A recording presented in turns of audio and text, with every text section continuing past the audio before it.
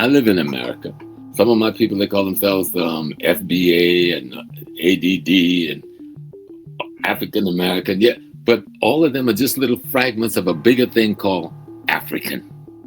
And if you deny the bigger thing, you denied your mother, you denied your father, you denied your grandmother, you denied your great father, you denied your great great father, then you have no existence except as a clone and a hologram of the enemy that oppressed you.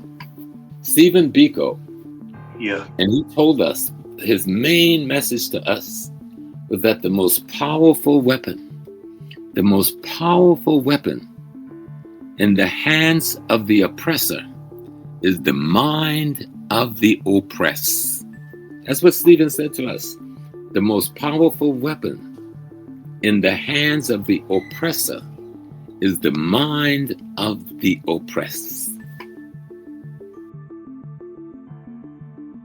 Peace and blessings, everybody. I am your brother Orina, all the way from the motherland, all the way from Kenya, Nairobi, nation's capital. And today I have a special, I always say special every time, but sometimes when I say special, special is an understatement. I have my elder. When I was, when I left high school, my history teacher, you guys know, for those who know my story, my history teacher was the one who inspired me to become a Pan-African. But when I left high school and I started learning Pan-Africanism on my own, because the school didn't teach me Pan-Africanism deeply, this elder that I'm talking to right now is one of the elders that I reached out to virtually. It's him, it's Dr. Kaba, it's Professor PLO, it's Elder Maponga, and many, Dr. Joy de Groy, the later Dr. Francis Cress-Welsing, and many scholars that I studied. And today I'm really happy to have him on the show. He is our elder, he is our professor. He has been teaching us for so long. I was doing my research the other day so that I can be prepared. And I just found out that this elder has been through everything. And I know he told me on phone, he has been through everything and he's going to tell us everything. So without further ado, I just want to introduce our elder. I'm so excited about this. I mean, you guys can even see this. I'm so excited. So you guys, please welcome our elder, Professor James Small. Elder, how are you doing today? I am good, Brother Orina.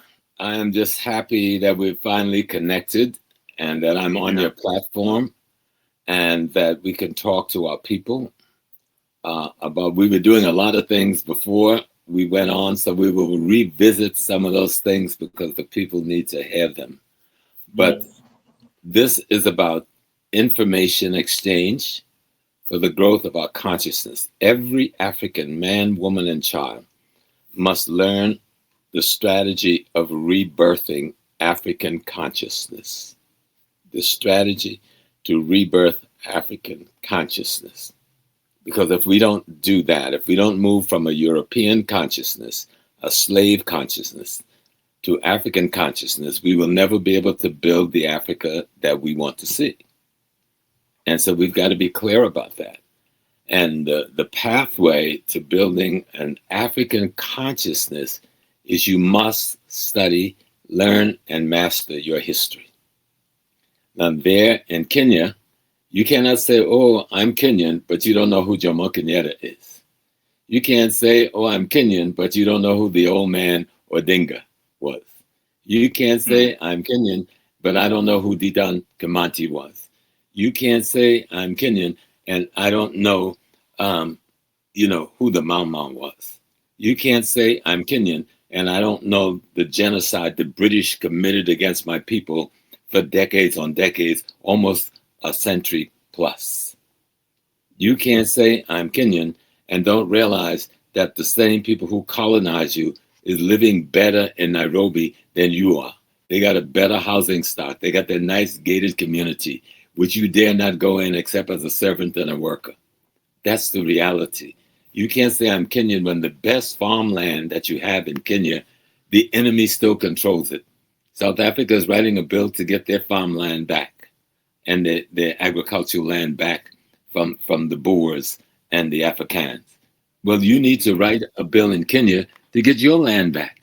How come the best farmland in Kenya is owned by Europeans who was once your enslavers and colonizer imperialists, committing genocide against your grandparents and your ancestors? So let's be straight up and straight ahead. You're not going to solve it overnight, but you need to be aware of the problem that needs to be solved. See, that's the key thing. What do we want when we wake up in the morning? Every man wakes up in the morning and says, I want to be able to provide for my woman, for my children, food, clothing, shelter, safety, and a greater security. Food, clothing, shelter, safety, and security. This is what all human beings around the world must provide for themselves and their family and their community. Now, to get to that, to be able to provide the food, clothing, shelter, safety, and security for my people, my family, myself, I must control what? The economics in the community where I live. I must control the politics in the community where I live. I must control the culture in the community where I live, the culture and the spirituality that's at the core of my culture. The African sacred science that's at the core of my culture must reflect my culture, going back thousands of years. We have the most dynamic culture in the world, and yet our enemies have told us to throw it to the dust. It is not worth anything. And then he says, you must learn my form of ballet dancing. Well, we can take them to the tombs of Kemet, when Black people ruled Egypt, and show them that we invented ballet dancing and gave it to them. Even the very ballet shoes that they use is on the walls of the tombs of Kemet. So you've stolen my legacy. You've stolen my history. You stole my legacy and painted my face white and say it's yours by the barrel of the gun. Yeah. Huh? And so you've had enough years after the Berlin Conference. Every Kenyan, every African must study the Berlin Conference. Let me say that again. Every Kenyan, every African, every ethnic nation in Kenya must study the Berlin Conference. Then you'll understand why you speak English. And even though you speak Swahili, you think English is more important than the Swahili. Not understanding the Swahili is the spiritual vibration of your ancestors going back to your God. That's what language is. It is the vibration of the ancestors of the one who bring the language. So English is the vibration of the colonizers' ancestors. Swahili is the vibration of our ancestors. You see? Yes. They come and tell us that, oh, you've been here for millions of years. You've been having civilization for thousands of years. Kilwa existed before we learned to build houses in England, but let me civilize you. I'm going to civilize you. So first I'm going to kill your mother. I'm going to rape your mama. Then I'm going to kill your daddy. Then I'm going to steal your land. Then I'm going to make you work on it for nothing for me. Then if you try to get free, I'm going to brutalize you and kill you and imprison you. Right? And then we'll call that civilization. Then I'm going to write this in books and restructure your curricula on how you learn. So that you can learn that being a servant is appropriate. So you can learn that having people take advantage of you is appropriate. So you can learn that injustice against you and your woman and your child is appropriate when it's done by the foreigners or their collaborators. See? Now, Wow. And so I always tell my people, you know, history erases the mystery. Study the history of the nation. Learn who Jomo Kenyatta was. Learn who Dedan Kimathi was. Learn who Odinga was. Learn who Malcolm X was. Learn who Martin Luther King was. Learn who Kwame Nkrumah was. Learn who Ezekwe was. Learn who Patrice Lumumba was. You know, all of these great leaders that came, our ancestors, to open the doors for us. The enemy murdered them, but in spite of having been murdered, they opened the door to freedom to some degree. We must now walk through that door while respecting and thanking them as we walk through. Stephen Biko, beautiful little baby. They murdered, beat the brains out of our little baby, the South African whites. Yeah. And he told us, his main message to us was that the most powerful weapon in the hands of the oppressor is the mind of the oppressed. That's what Stephen said to us. The most powerful weapon in the hands of the oppressor is the mind of the oppressed. Thank you, Stephen Biko, for enlightening us that we must struggle to rebirth African consciousness, not French consciousness, not Arab consciousness, not European consciousness, not British consciousness, not Chinese consciousness. We must struggle to rebirth African consciousness. You understand? African consciousness. And some may say, oh, this African thing is fine, but I'm Kikuyu, or I'm this, or I'm that. That's fine. But that just means you're a little piece of what makes the African Africa. Yeah, exactly. Okay? So you only exist as a whole when you say, I'm African. I live in America. Some of my people, they call themselves FBA and ADD and African American. Yeah, but all of them are just little fragments of a bigger thing called African.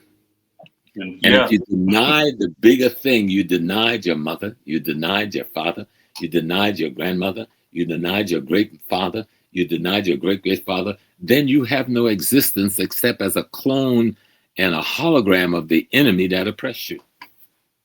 A clone and a hologram of the enemy that oppressed you. Now, I'm not saying these things to sound cute. I'm trying to give you structure to understand oppression. What is a hologram? You know? And so when you understand that, you understand, oh my God, this man is saying we're not even, stop being African, we ain't black, we're just shadows of European filth. Yeah. People say, oh, Small, you sounding racist, that sounds so mean.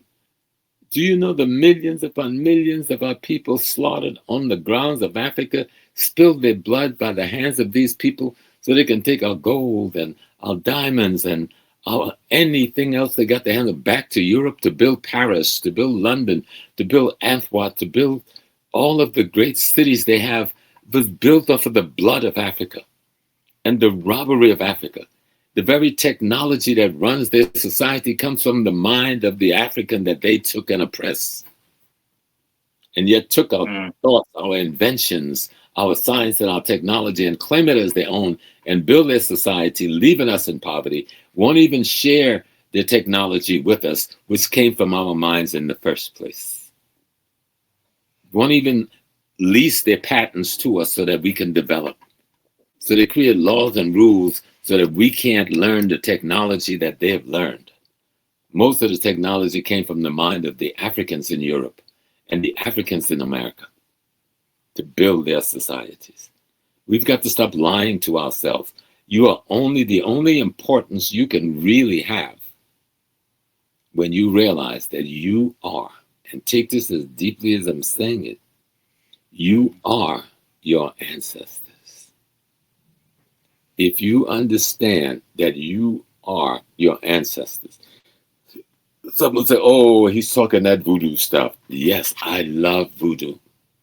Voodoo is my heart. I love traditional African spiritual understanding. That is my fundamental intellectual reality.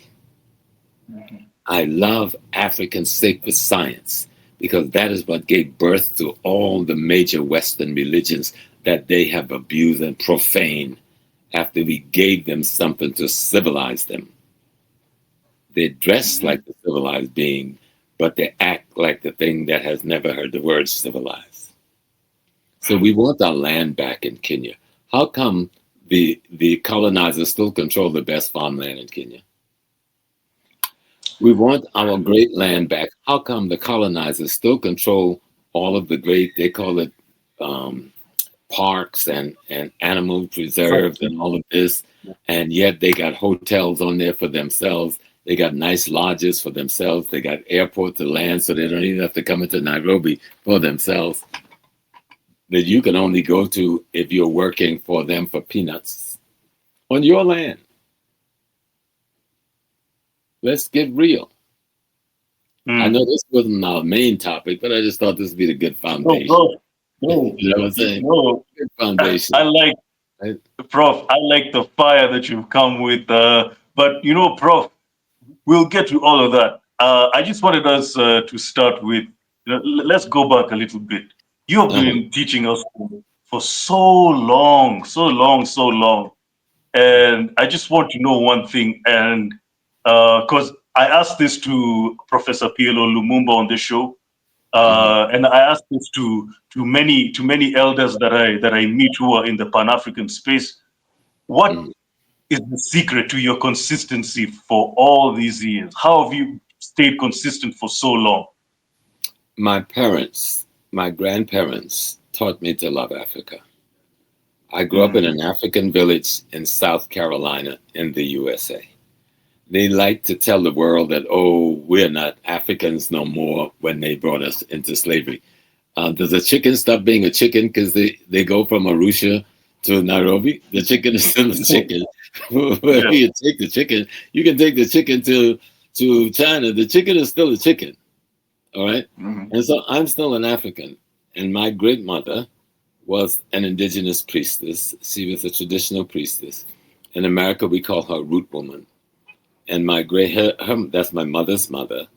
And I grew up in their house with my parents. And her mother, who came from Sierra Leone, she was Mendi. She was also a traditional healer and a priestess of the Mendi people of Sierra Leone. And my great father, who came from Uganda, from the Uganda-Rwanda area, he also was a healer, And so I grew up with these people in this village, in the woods, by the river, and we worked as farmers and hunters. And then we also worked, for the white plantation owner as well in our other time. And so my parents always taught me that we were Africans. And my mother found everything she could on history to give us as children. She even stole the things from the white man's house she lived in, newspapers, books, anything that would let her children learn about history. And from a little boy, I've studied the history. When I was 15 years old, I read the Odyssey and the Iliad by Homer at 15, because my mother had the white man give me access to Vanderbilt, to his library. She cooked for them. So this is James can use the library. I shined the shoes for them, and I put the wood on their fire when I was a little boy. So they let me have access to the library. Even when I graduated high school, that same family gave me a full scholarship to Yale University, right? I turned it down because my grandfather taught us never to take gifts from whites, only what we worked for. But we took no gifts. So I refused the scholarship to Yale. Sometimes I think maybe I should have gone to Yale. But I did all right, going to the City College of New York and going to Savannah State in Georgia. But my foundation come from my family. And when I became an Imam of the mosque that Malcolm X founded when he was assassinated, I was 21 years. And so I was 20 years. At 21, I got elected as the Imam over the Muslim Mosque founded by Malcolm X. And of course, I was his sister's bodyguard for 18 years. And I lived in that revolutionary world. Black Panther Party, Black Liberation Army, Yahudu Fighters, International Commandos.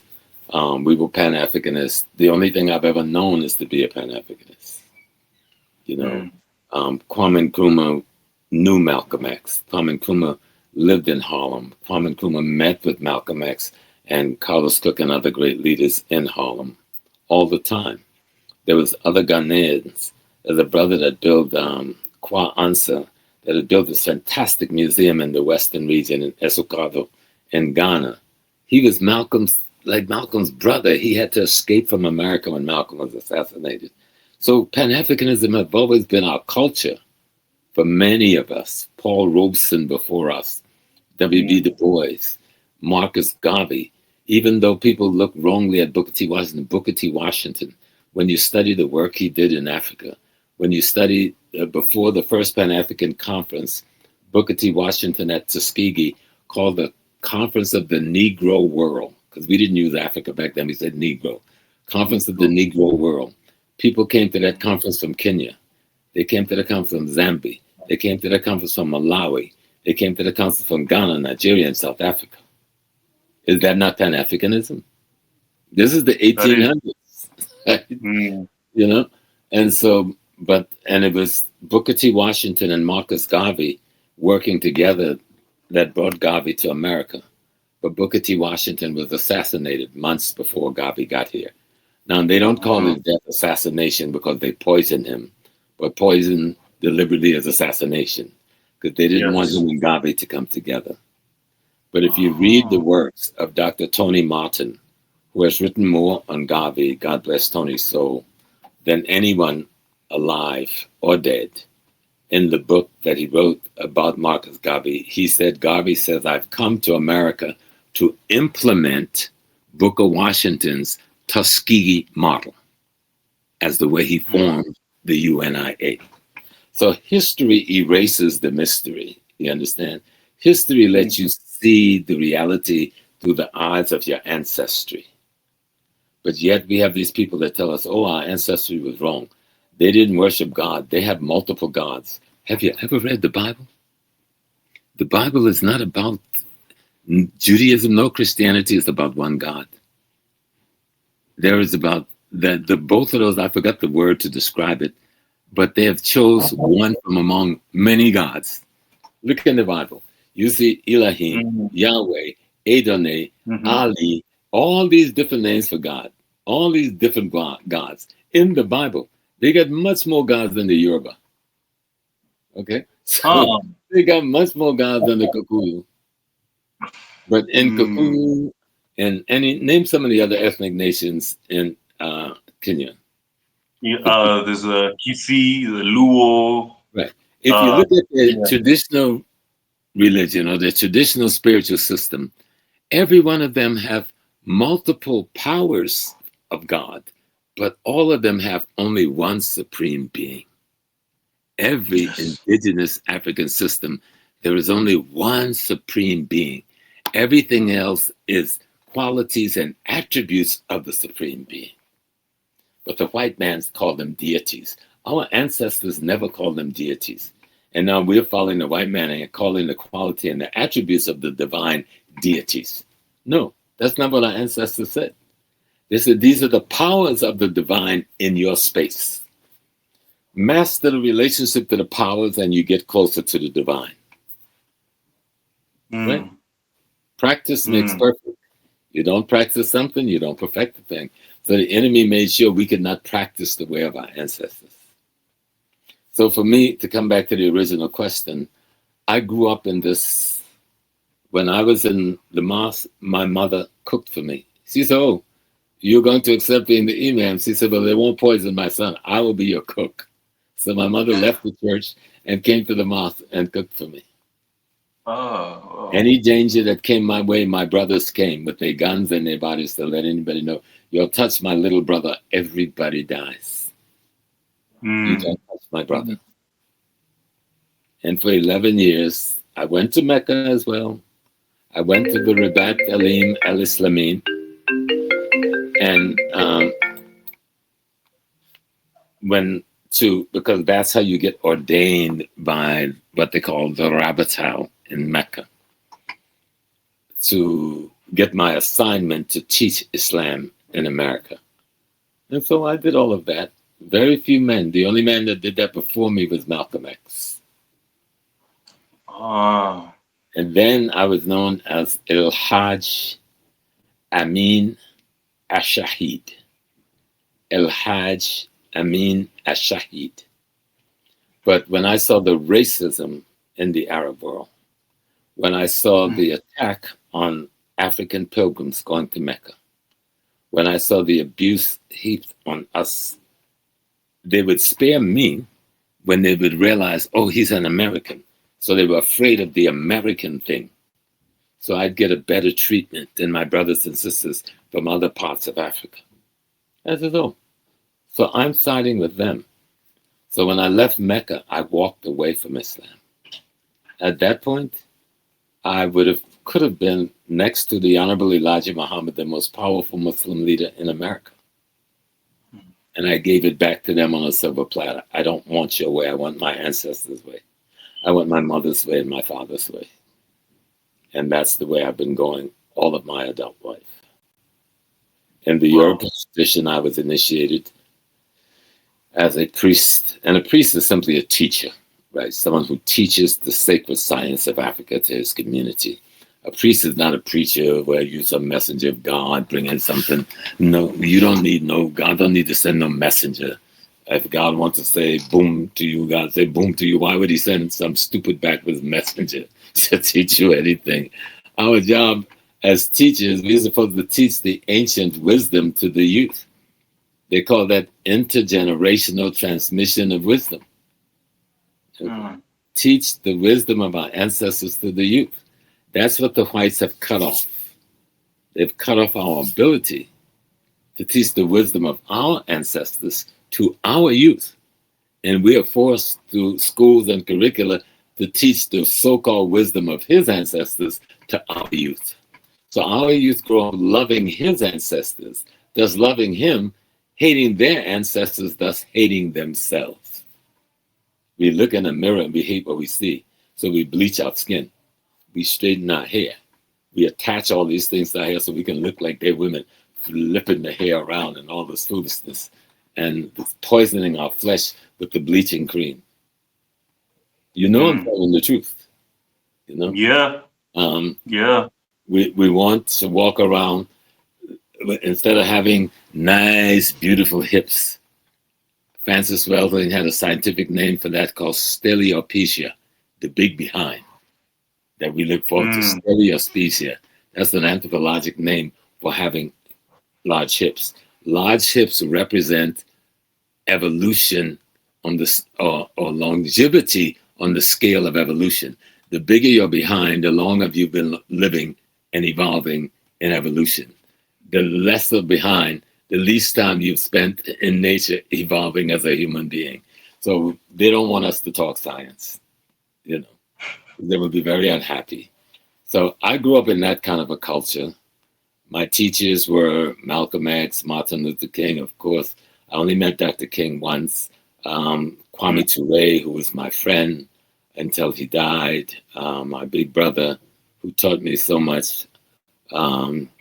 You know, Malcolm X's sister Ella, I lived in her house. I got married in her bedroom. My children was all born living in that house. Most of the members of the Black Panther Party, we all served together in the OAAU before they joined the Black Panther Party and created the Black Liberation Army. So I come out of that kind of revolutionary response. And I've never been afraid to take my stance. I'm not a part of the American system. Even though they call me Professor Small, I took the professorship. They did not give it. I took it. And they were too afraid to take it away. They finally did use my own people after 18 years, but they had to accept me because I had a knowledge of Africa that none of them had. And I taught in the Africanist studies. I helped found and created the Africanist studies in City University of New York. You know, I'm one of the founders of it. And I was the political impetus behind bringing the first Black president in the City University 19 college system. You know, I'm not ashamed of my radical background. I served in the American military. I served in the U.S. Navy. I was in many special training units, but I refused to fight in Vietnam. I was in the war, and I was a war resistor in the war. But I wasn't alone. Many other Africans, we refused to fight those people because those people had not harmed us. And some of us were trial. I won my trial. Well, I didn't win my trial. I got a light sentence because the admiral was my friend, the judge was my friend. So I got very light time, and then transferred to another ship as kind of punishment. They stuck me on a big ammunition ship, which was like a bomb that can blow up half of New York. Had it gone off, and you slept on that bomb every night for months. We call it USS Everglades. But while I was in there, I learned their way. I learned their military tools and technology, and I brought it back to my community when I came home and made it a part of what I did and how I did it. And the ancestors have kept me alive through a lot of years. Assassination attempts, I've had them. Being in the hands of the authorities where they tried to take my life, I've had that more than one time. It was one occasion where Yasser Arafat had to step in and save my life. Me and Malcolm's sister. That's during the days of El Fatah. I used to house the El Fatah Women's Brigade in my mosque in New York. So I had a special relationship. So when we were arrested in LA back in 1970, you weren't born yet. and they sought to take my life. Yasser Arafat was called Washington, D.C., and had the federal government stepped in against the local government and seized me out of their hands. Me and Ella. Wow. Ella was Prof. Malcolm's sister. And we were moving with James Baldwin that weekend, but James took the train a few hours before we were attacked. So, but the point of it is, it's like, go back to the original question. I was born an African in America, raised in an African village in America, raised by African men and women in America, like millions of my brothers and sisters in America. We have our own clan or our own tribe. We call it African Americans, but that's just the tribe of Africans. You know what I'm saying? We're not different. It's just like you have an ethnic nation. We can say tribal nation or ethnic nation. We have an ethnic nation, but our race is African. Our ancestry is African. Our eternal history is African.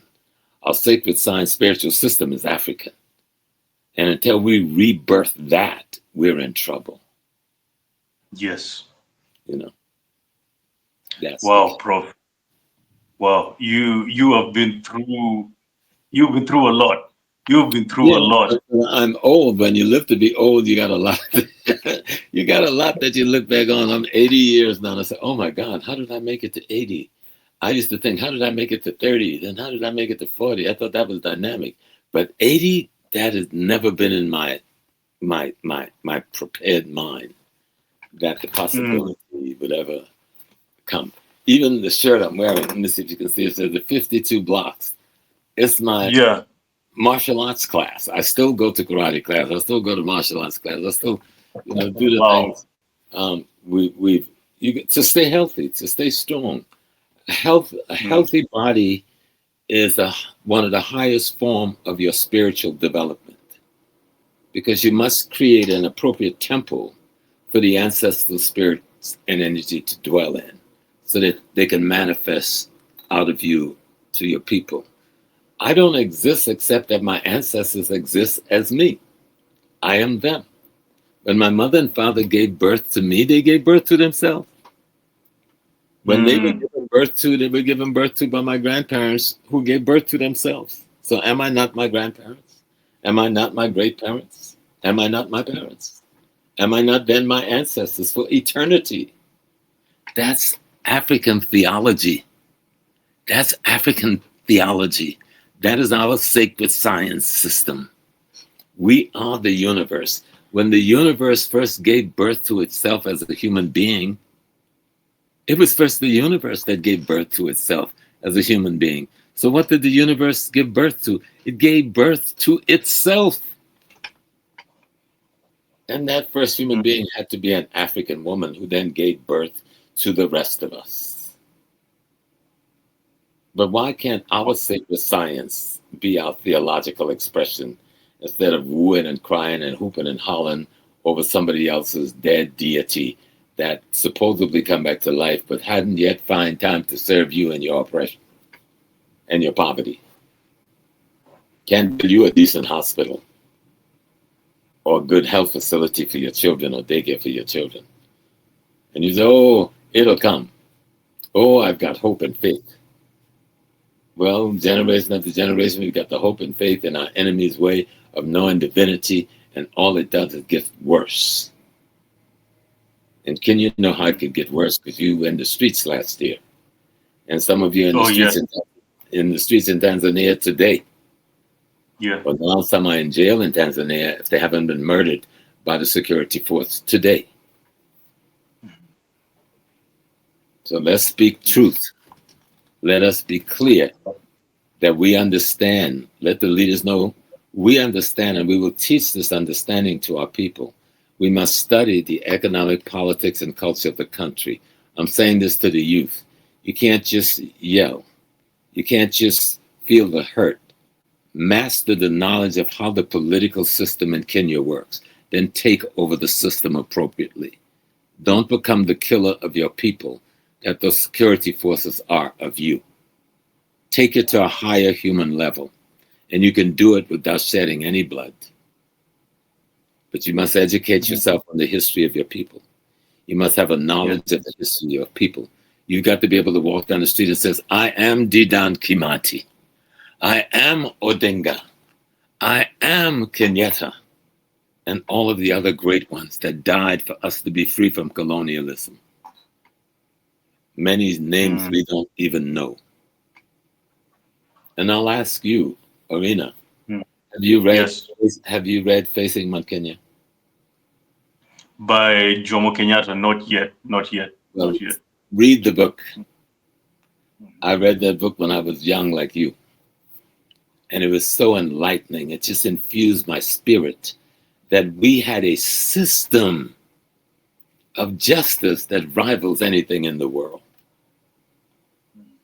And it's in one story in the book where a young man kills someone. And so the elders and the council and the community came together.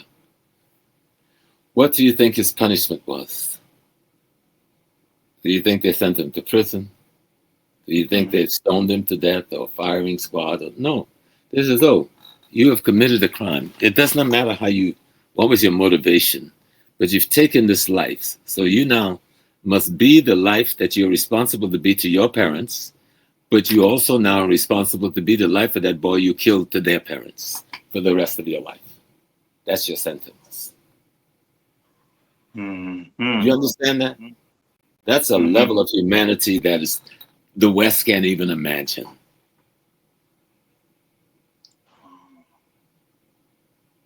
Read your history.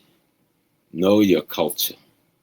Go back to the village, sit on the log, talk to the old man in his tattered cloth and his broken up rubber sandals and his gray hair and beard and his skinny arms. Tell him to tell you the story of the ancestors. Tell them to tell you the story about the time before this time.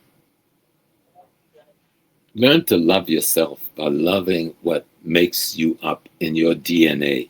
Your DNA has the history of your people from the beginning of time to now. Your ancestors live in every cell in your body as DNA. The memory of ancestors for millions of years live in every cell in your body as DNA. You can only wake them up if you know the history and you know the culture and you practice it and you sing the song and you play the drums and you do the dance and you create the rhythm and interconnection between you and the rest of nature. And then the ancestors will speak to you. Then you will hear them in your mind. Then you will hear them come out as your thoughts and your words. They'll only become alive if you get to know them again. And you can't get to know them if you don't know your history. You must learn your history. You must practice your cultures. There's no big thing we see now in all of our sisters they have on the TikTok, they're shaking their booties. Well, our sisters' booties had looked beautiful 10,000 years ago when we wore no clothes. It was not shame. There was no shame of our body. So we didn't have to wear clothes. We didn't have to be ashamed of what God created. The body is God's creation, the most perfect designs in the world. Only when the enemy came and called us in his manner that we became ashamed of God's design. We need to rewrite how we see the world by learning how our ancestors saw the world. And then we can come back to understanding, what's the brother name? He taught Malcolm X. He was Kenyan, I'm aged. Piogama Pinto. Yes. He was Malcolm X's teacher on things Pan-African. He moves Malcolm to Pan-Africanism in a big way. Now, yes, Malcolm was a Pan-Africanist, but he didn't understand the framework of it. It took a Kenyan to start mentoring him. That's who was getting Malcolm to speak before the United Nations. That scared white America that they killed him when they did, because they didn't want him to speak. Yeah. And then they killed his Kenyan brothers shortly thereafter. Yeah. And nobody talks about it. But we need to talk about it. That's why knowing history erases the mystery. Knowing history erases the mystery. Prof, and I think you added something, because I heard you say knowing history erases the mystery and allows us to work our magic. Absolutely. That's the part I left out, because when you start working the African magic, the world is afraid of that. And so that's why they kill our leaders. Who was Patrice Lumumba was so sweet? Who was he going to harm? Imam Cabral was a medical doctor, a scientist. He only wanted to be free. He wanted Guinea and Guinea-Bissau to be free from Portuguese domination. Why are you murdering him? Kwame Nkrumah brought modernity and was reconstructing the Gold Coast into a Ghana that you had destroyed and made your slave camp for cocoa and gold. So why did you overthrow him? And probably made sure he never came back. Ufit Bwani, who was your little boy in Cote d'Ivoire, stopped Sekou Touré from bringing the Guinea army to bring Nkrumah back home. He would not let the army of Guinea pass across his territory of Cote d'Ivoire, saying Nkrumah was his enemy. Nkrumah was not the enemy of Africa. Nkrumah was like a son of God for Africa. And we will know that in time as Africa fight its way back as we're doing today. That's why when I saw the people in the streets for Odinga, I said, oh, they're waking up. They recognize their father. They recognize the work of the father. And they paid homage to him in such a magnificent way. Most of our people over here were shocked because we didn't even know about them. I mean, I did, but most of our people didn't. But because of the display of the Kenyan people, we realized there's a great man that has passed from among us. We need to learn about this great man and his father and the people that work with them to take Kenya back out of the hands of the British colonialists, and the American collaborators that financed the British colonialists. Most people don't know the role America played in colonialism. America had representative at the Berlin Conference. Yes, they did. Yeah. An American banking system financed most of the European country to invade Africa. Yes, they did. Yeah. Yeah, we don't talk about America that much when it comes to the Berlin Conference, but they were inside. But they were there. They had their representative there. And their banking system financed much of the invasions. And so Burna Boy, about 3 years ago, had his manager call me because there's one of my speeches that I do on the Berlin Conference. It's on the internet. It's on YouTube. Many years ago, I did that speech. And he wrote a beautiful song. They sent it to me. It was most beautiful. They told me not to share it, and I kept my word. Only my wife heard it. And they played it. The song was played over that speech. But somehow at the last minute, they didn't put it on the last album. The album before the last album is what it was supposed to have been on. And then the manager will say, oh, we're thinking about putting it out as a single. But I think somebody stepped in politically and said, no, you can't put that out, you know? Because I was telling the story of the Berlin Conference. And I was telling the story of Muhammad Ahmed in Sudan. Because people think, oh, we just got invaded and we didn't fight back. Muhammad Ahmed, the Mahdi, in Sudan, took on the might of the British and the Turkish army. They sent 30,000 people to Sudan in the Battle of Khartoum. They only went back with 3,000. The rest was left dead in the streets of Khartoum at the hands of the African army. How many people know the story? They come to South Africa, the British, to take on the Zulu nation. And at the Battle of Islandwana, I think it's called, Islandwana, there was a young king. His wife and him had some differences of opinion. So they ran to the British camp. So the king goes to the British camp and says, I would appreciate if you would release my women so they can come back home. The British said no. Of course, the king wiped them out and take his wife, which is the appropriate thing to do. All right? Yeah. So then the British generals came, the big boys, came to Sachiweya. Sachiweya is the main king of the Zulu nation at that time, and asked Sachiweya to turn the junior king over to them for punishment. And Sachiweya said no. And that's when the big battle of Islandwana takes place. And 2,000 British soldiers is killed in one day. And it caused the fall of the Robespierre government in England. The government collapsed because the people say you let our children get killed in Africa. And so you're no longer our government. But nobody ever tell you why Robespierre lost his place as prime minister in Britain. But that's why, because the Africans went coupe-tête boulet on their soldiers. So we need to learn our history. And that'll take away the mystery, right? Bambata, the great Zulu general Bambata, takes on the might of the British army. And except for the machine gun, the Gatling gun, would have wiped the British out and they never would have been in South Africa. But it was gun technology that gave them the advantage over us.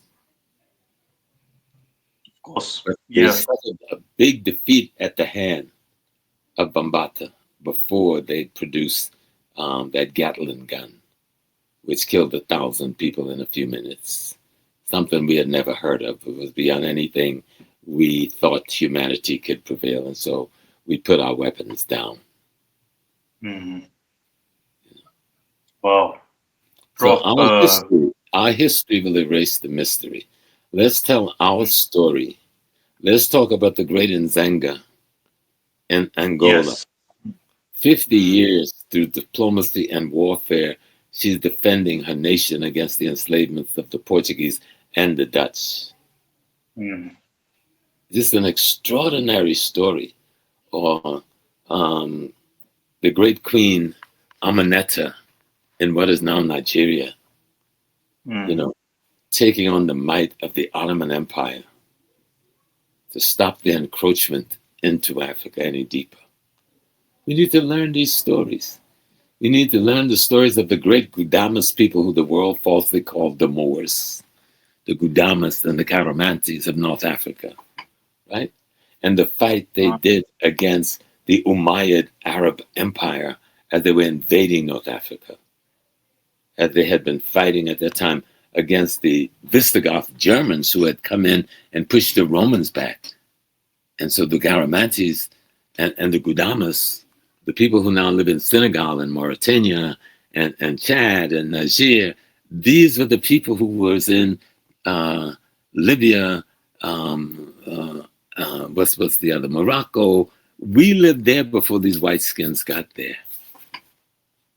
Learn our story. Learn our story about ancient Egypt before it became white. Learn our story, And when you read the Greek word like Homer, and he's talking about the great Ethiopia, he's not talking about the Aksum kingdom, which we now call Ethiopia. He was talking about the whole of Africa. The Greeks called the whole of Africa Ethiopia. You understand? So if you're going to understand literature, you got to understand what was the reference they were making. It was for the whole of Africa. Then read something like Homer's artist. Homer wrote a book. It's called the Phaedrus. Now they give us, when we go to school, and you may have had it too, the Republic. It is about not Homer, Plato, but it's written by Aristotle. That's the Republic, and that's the only thing they give us. But Plato wrote a book. It's called the Phaedra or Phaedrus, and in that book, according to Kujari wrote a history of mathematics. This is a European scholar, and in his introduction chapter in paragraph 1, he quotes Plato from Phaedrus, where Plato says, the Ethiopian, meaning the African, has given the world all of its sciences. This is Plato. This is the big man, big boy. Plato. You understand how big Plato is to Western civilization? And yes. In his writings, he says that we gave the world all of its sciences. But they don't teach us this in school.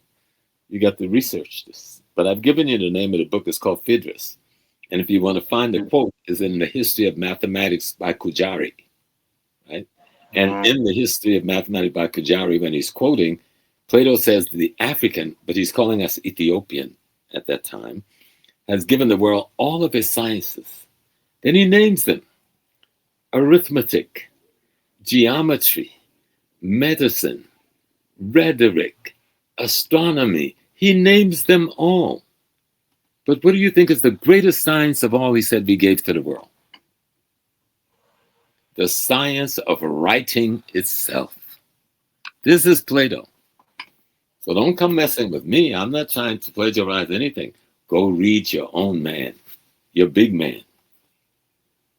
Go read Homer's Odyssey and the Iliad, the one I read at 15 years old, and have him tell you that all of the gods of Greece have to return to Ethiopia in every season to renew themselves. It's in your Odyssey and Iliad. You said that's your first book by Homer. So why are you lying to me? Saying, oh, you're inferior. We are superior. We are the white man. You are lost. You're an animist. And we are theologians. They're so funny. It's not easy to believe. Oh, they're pathetic. You can't even call what they produce a civilization because too much blood is on it. And I hadn't even done on Islam or Christianity yet. I'll leave that alone. We don't want to break you know. Prof, before we go to Malcolm, because I really want you to speak on Malcolm for a little while. You can even add to the inventions that that we invented. From Louis Latimer to even with the internet with the Nigerian brother. Why is it that we invented all these? Really big. The stealth bomber that the Americans have. It's all about the paint. It is the chemical composition of the paint that don't allow for the radar to be reflected.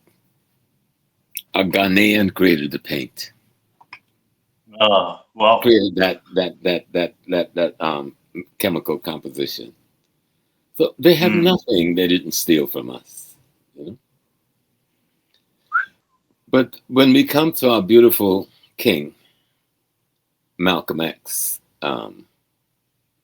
he's one of our great spiritual leaders, one of our great intellectual leaders, certainly one of our great African kings. We don't need to have an army make us a king. You're a king because you live an ethical, moral, principled life that is aligned with what our ancestors say should be the quality and attributes of a leader. And certainly Malcolm's ethical life, moral life, created for him the quality and attributes that we would want every leader in the African world to have. He died without any money. He was impoverished. He had no money. He didn't even have a home of his own, his wife and children. He gave everything to the race for freedom.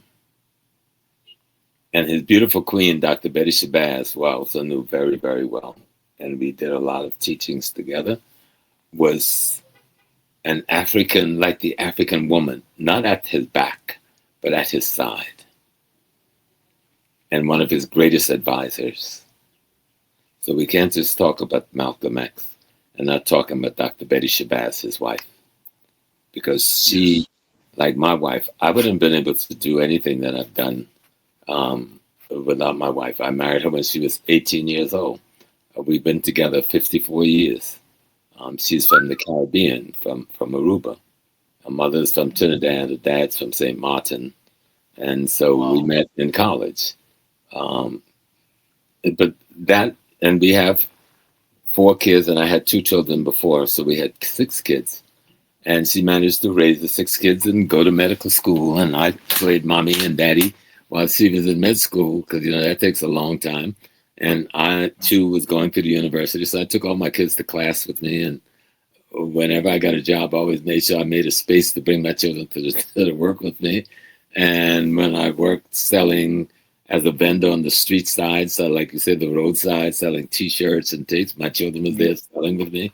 And I learned that spirit from Malcolm X. Malcolm X says, by any means necessary, accomplish what you must accomplish in order to carry on the freedom fight for our people. Any means necessary. I'm not ashamed of any of the things I had to do to feed my children, to house my family, to take care of my life, my wife. I did what I had to do, and all at the same time stayed involved in the political struggle. I'm an Imam during a period of that time. I'm a political leader of the OAU during a period of that time. I'm working with the Black Panther Party during a period of that time. I'm demonstrating. When I went to demonstrate, my children was marching right in the same street with me with a baby strapped to my back, right? So because we believe in freedom or death, like Dessalines, the great emperor of Haiti, taught us that he said liberty or death. We changed the word liberty to freedom or death, And so we believe in our great leaders. We need to study the great Haitian Revolution.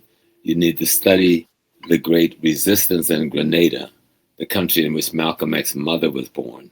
And Malcolm X's mother, who moved from Grenada to Canada to Toronto, became a member of Marcus Garvey UNIA. And Malcolm X's father and his mother met at a UNIA convention in Toronto. And she was an active member of the organization. She wasn't just the father's wife. She was the secretary of that unit. You understand? And she wrote in the newsletters, a very active political lady. So Malcolm's father was politically active. His mother was politically active. His grandparents was politically active. The Ku Klux Klan, the white people, terrorist organization in America, murdered his great-grandmother. And his great-grandfather was in a tree watching it all happen because he couldn't rescue his wife. But he went and killed them all one by one. Killed all of them. Wow. His African wife. And he himself would be killed by the Union Army when he tried to cross from the Confederates border into the Northern Army border, and they thought he was so hostile and they shot him to death. But it is out of that crucible that Malcolm X is born. But his father having been assassinated by the Black Knights of the Ku Klux Klan in the Midwest and thrown on a railroad track to be run over by the train. So Malcolm X is born out of that terrorism against his family. It isn't just like, oh, he got arrested and went to jail and then Elijah Muhammad came with Islam and liberated him. No, that's only a small part of what makes him who he is. He was raised in a house after his mother was taken away when he was preteen. His sister Ella, his auntie Gracie, and his auntie Sarah, those 3 Black African women from Georgia, raised him. They did more to create the man than Elijah did.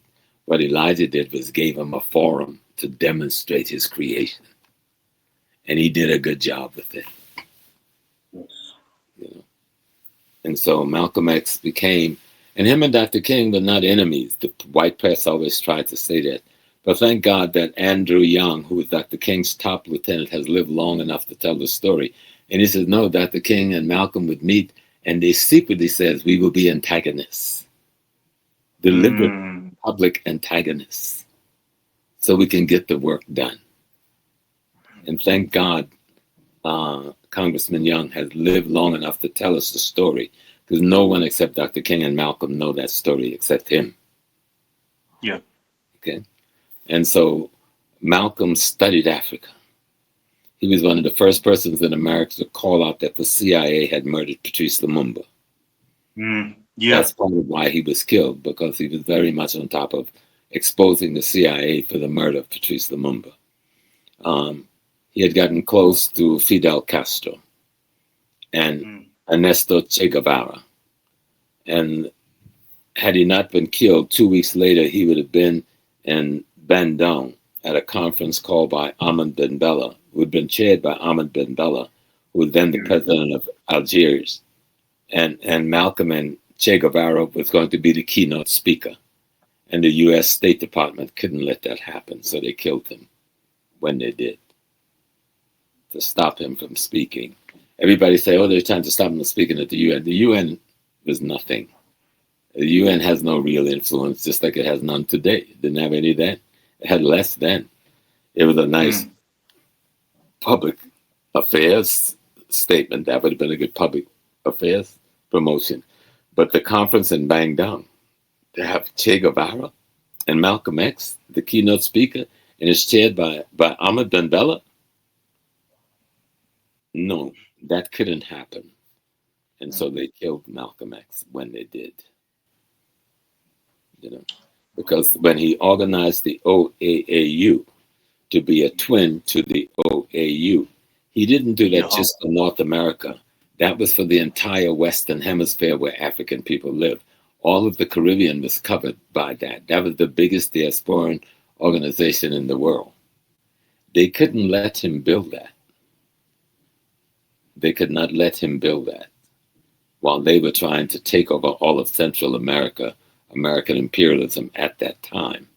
He would have threatened their abilities in Honduras and Nicaragua and Guatemala and Cuba and Puerto Rico, so they had to stop him. But he had a vision, and Malcolm was a fanatic reader. The man read everything about history, and he read everything he could about economics and politics. That's why I get the concept through Dr. Leonard Jeffries, my teacher, who he got from Malcolm about economic politics and culture. You must master economic politics and culture where you live. And Malcolm says this in his speech. Somebody asked him one day, he said, Brother Minister Malcolm, what is it that you mean when you say black nationalism? He said, black nationalism means you must take control of the economics, the politics, and the culture where you live. If you do not take control of the economic, politics, and culture where you live, you're a slave. You're a colonial subject, no matter where you are. He studied Africa. He studied culture. He was a Muslim, and he was taught Islam by the Honorable Elijah Muhammad and the Nation of Islam. But he studied everything else he could about Islam.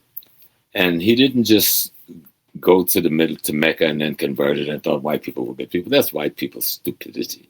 Malcolm went to the Middle East the first time in 1957.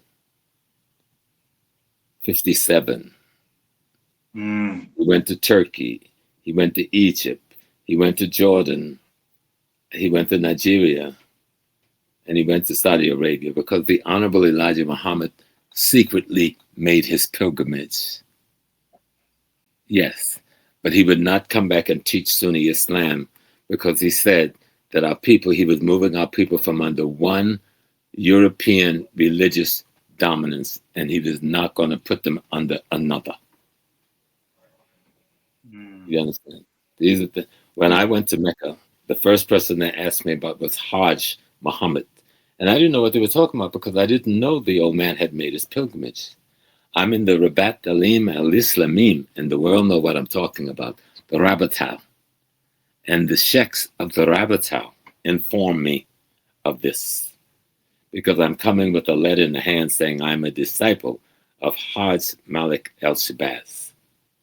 And they inform me that Hajj Malik al-Shabazz, the man you call Malcolm X, is in the Rabatal called Holy Malik. He was raised to being a saint in Islam. And yet most of the world don't know this. Holy Malik, that Malcolm X man, is considered in the world of the Rabatal as Holy Malik, meaning the best example of a Muslim to follow. Wow. Yeah. Wow. So Prof, regarding his so you said you met Malcolm at 16. How was he? Like, just tell us the whole experience. It's all, even today, all these many years later, it's still kind of mystical. And I only remember a few things he said, but the one thing that he was very clear about, because I was talking about leaving school and joining him and, fighting for freedom, and he says, stop. He said, education is going to be one of the main tools that will liberate our people. Stay in school, go to college, learn the skills, bring it back to the people. He told me that. That was my impetus for wanting to go to college. I was the first in my family to go to college. Okay. And he was the impetus for that. And that's why when he was assassinated, I immediately went to join his organization. And I didn't just join, I became the leader of the mosque. I became his sister's chief bodyguard and an officer of the OAAU. Wow. All at age 21. That's a long way from 80 now. When I think of it. Wow, it's about 59 years ago. Yeah. Wow. And regarding his assassination, he died, and then 3 days later they killed Pio Gamapinto here in Kenya. But I saw an interview where you said that there were other Malcolm X connections worldwide who also died around the same time. Could you elaborate? Mr. Cummings, who was Pinta's friend, who was the ambassador from Guyana, died 2 weeks later. They said he fell out of a hotel window in New York. And there was a couple of others who died as well. Who was a part of that network, which really it was Pinta who was the leader, not Malcolm. Malcolm was his associate, but it was the Kenyan they were afraid of, because he was rooted in a solid Marxist foundation, as well as the Pan-Afrikan concept that they did not want to spread across the continent of Africa. And Malcolm was being called, he's in Ghana, he's in Guinea, he's in Nigeria, he's in Egypt, and everybody's listening to him. They said, we don't need this man running around Africa, talking about how criminal America is. So Malcolm was assassinated just like your brother, your father, by the American CIA. They used black hands to do it, of course, but it was the American CIA.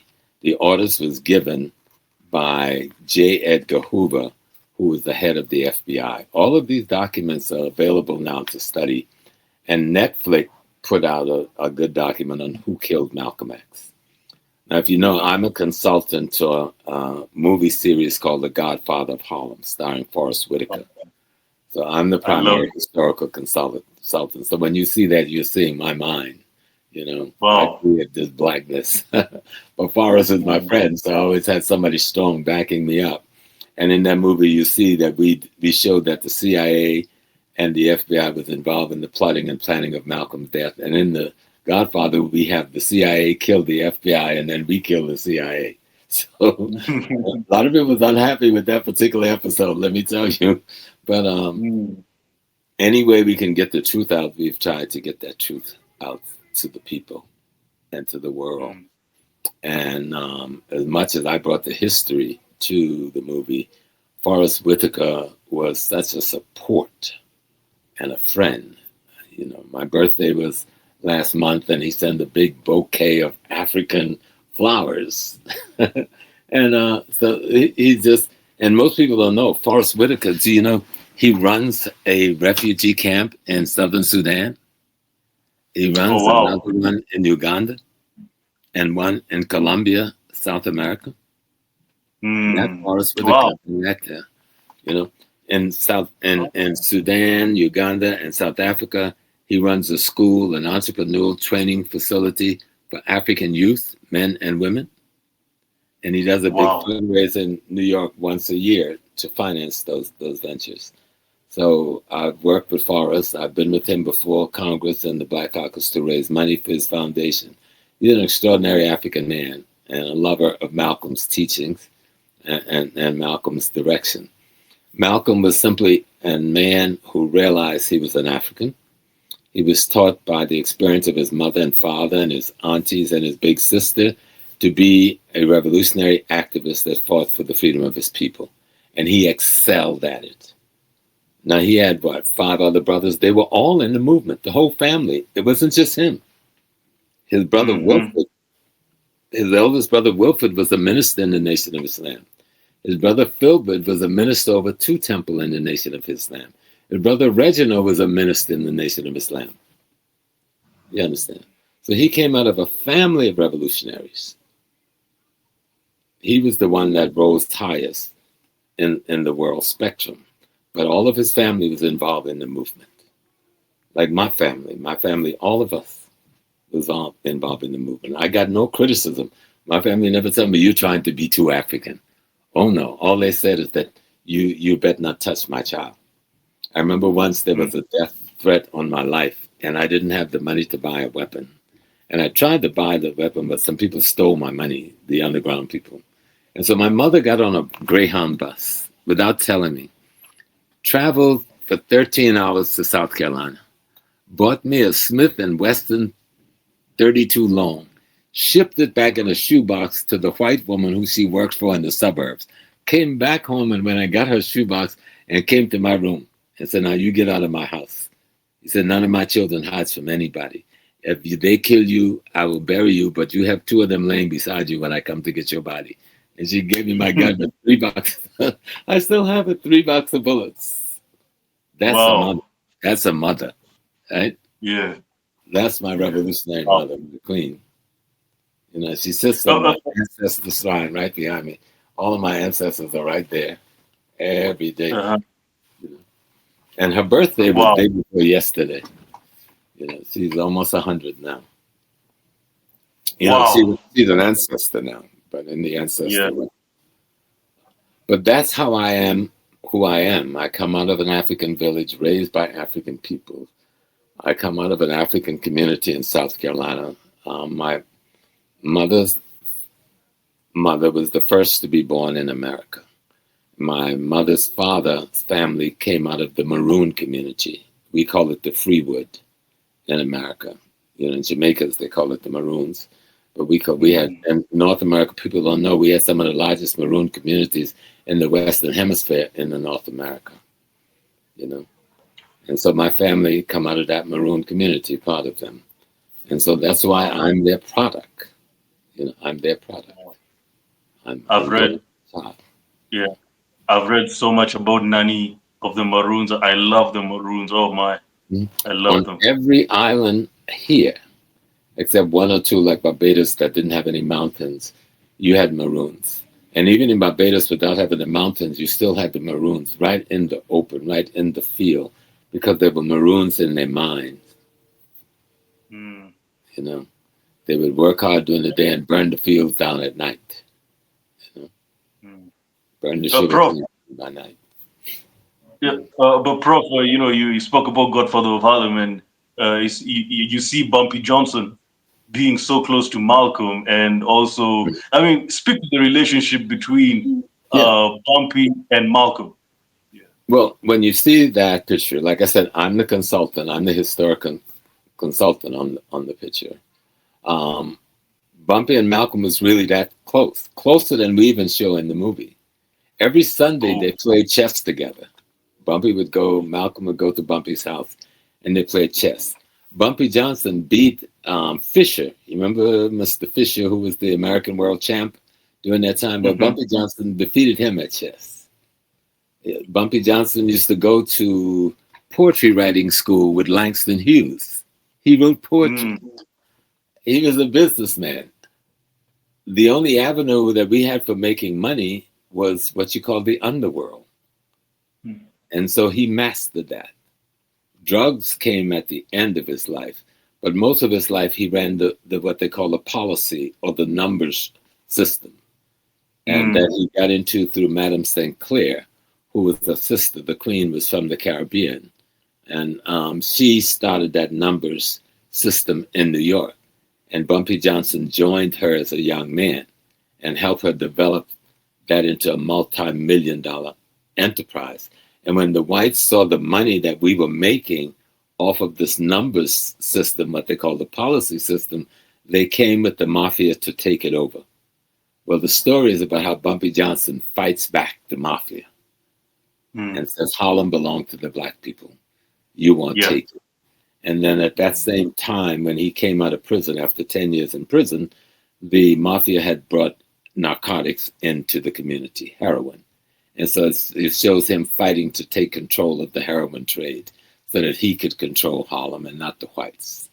And he's very close also with Adam Clayton Powell, who was the big political leader in the community and civil rights leader at that time, played by Giancarlo Esposito. Another beautiful actor. And then the young man that played Malcolm in the first part, Nigel Thatch, who you thought was Malcolm X. The guy was so darn good.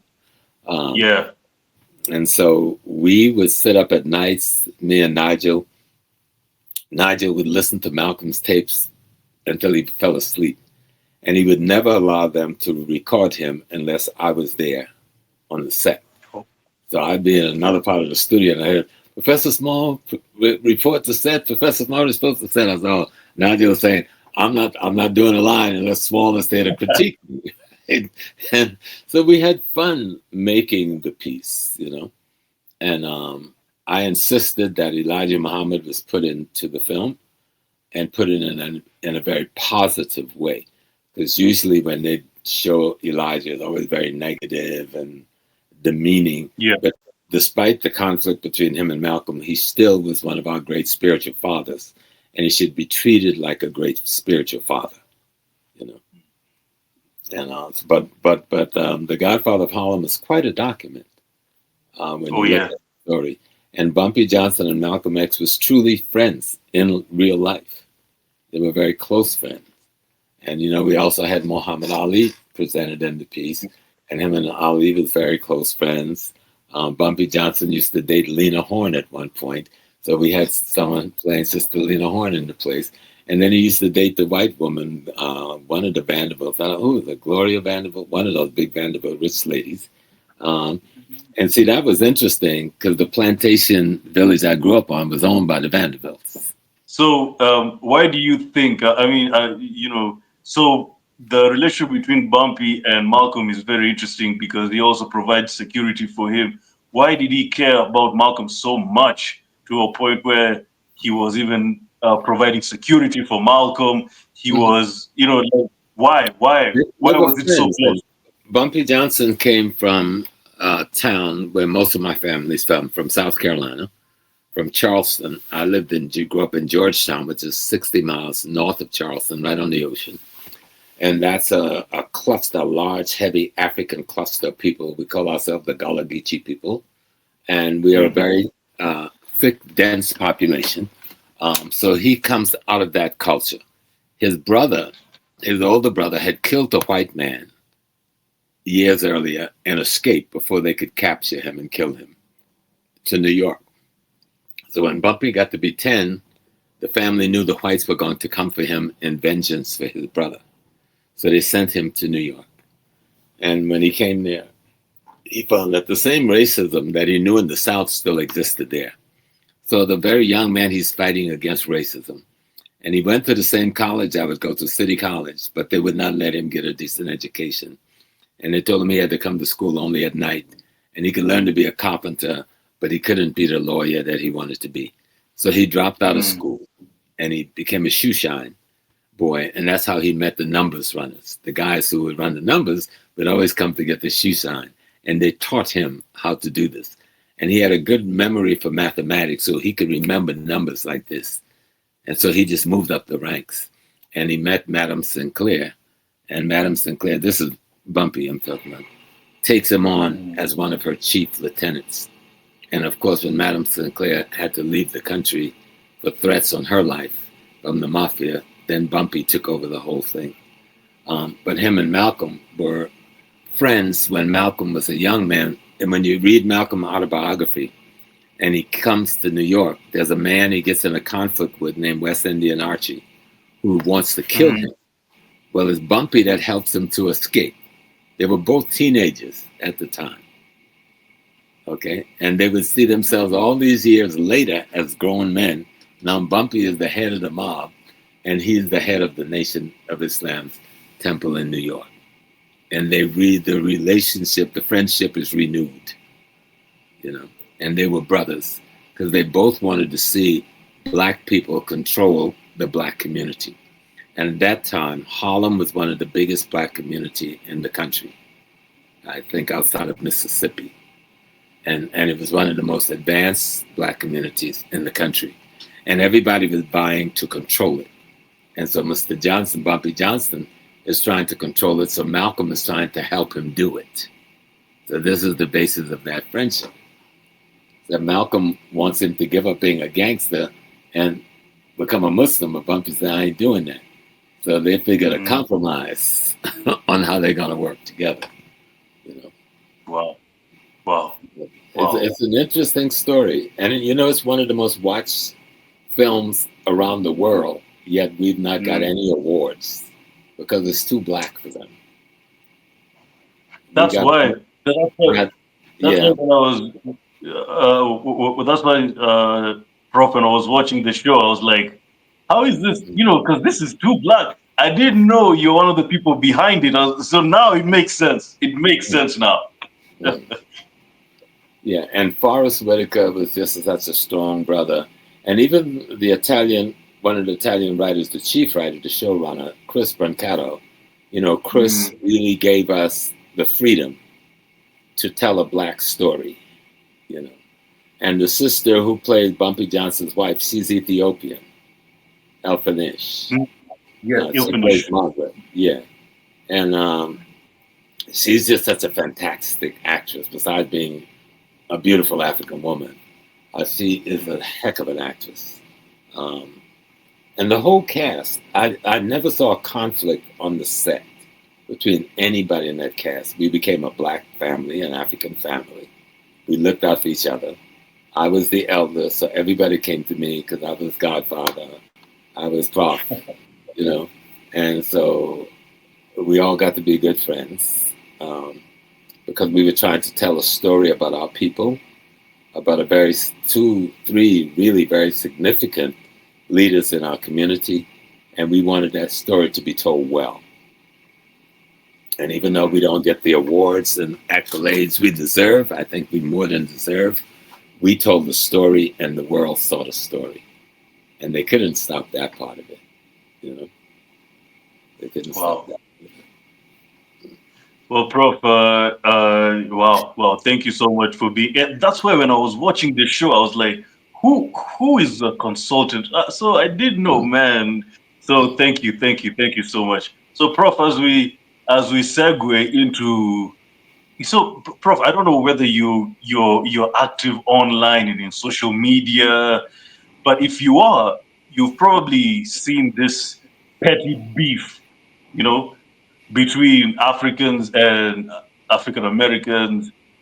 And it's you have to rephrase that. Some Africans and some Africans. Some, very few. But you see, the problem is, Prof, and I don't know if I told you this when we were speaking on phone, but if I didn't, let me tell you that even if it's few, because you told me it's 99% of us who are on the right track, and it's 1% who are on the wrong track and who are really spewing a lot of divisive messages. But that 1%, Prof, is very, very consistent online. I mean, you would think that, yeah. yeah. But the reason they are because they're busy fighting their game, and we're busy reacting to their game. Let's fight our game. Let's tell our story. Let's talk about Africa. Let's talk about African Caribbeans, African Americans, African Latinos, and how we are striving to get closer and work together, how our cultures have survived all over the world, how our culture survived from Brazil to Puerto Rico to Cuba to Jamaica to Haiti to South Carolina to Mississippi to Alabama. Why don't we tell our side? And yes, we were there before Columbus, but we were everywhere before Columbus.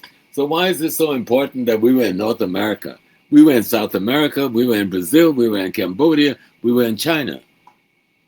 And so what we're dealing with, you've always had those who was ashamed of being African. But it isn't just that.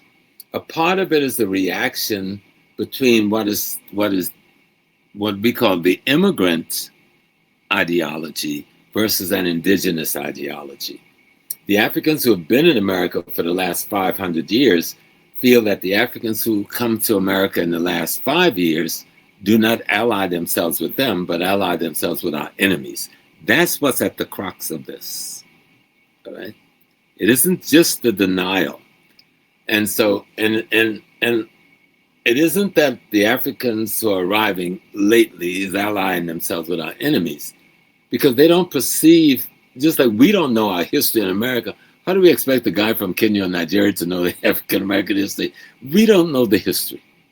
So our people come, they're trying to ally themselves with the advantage.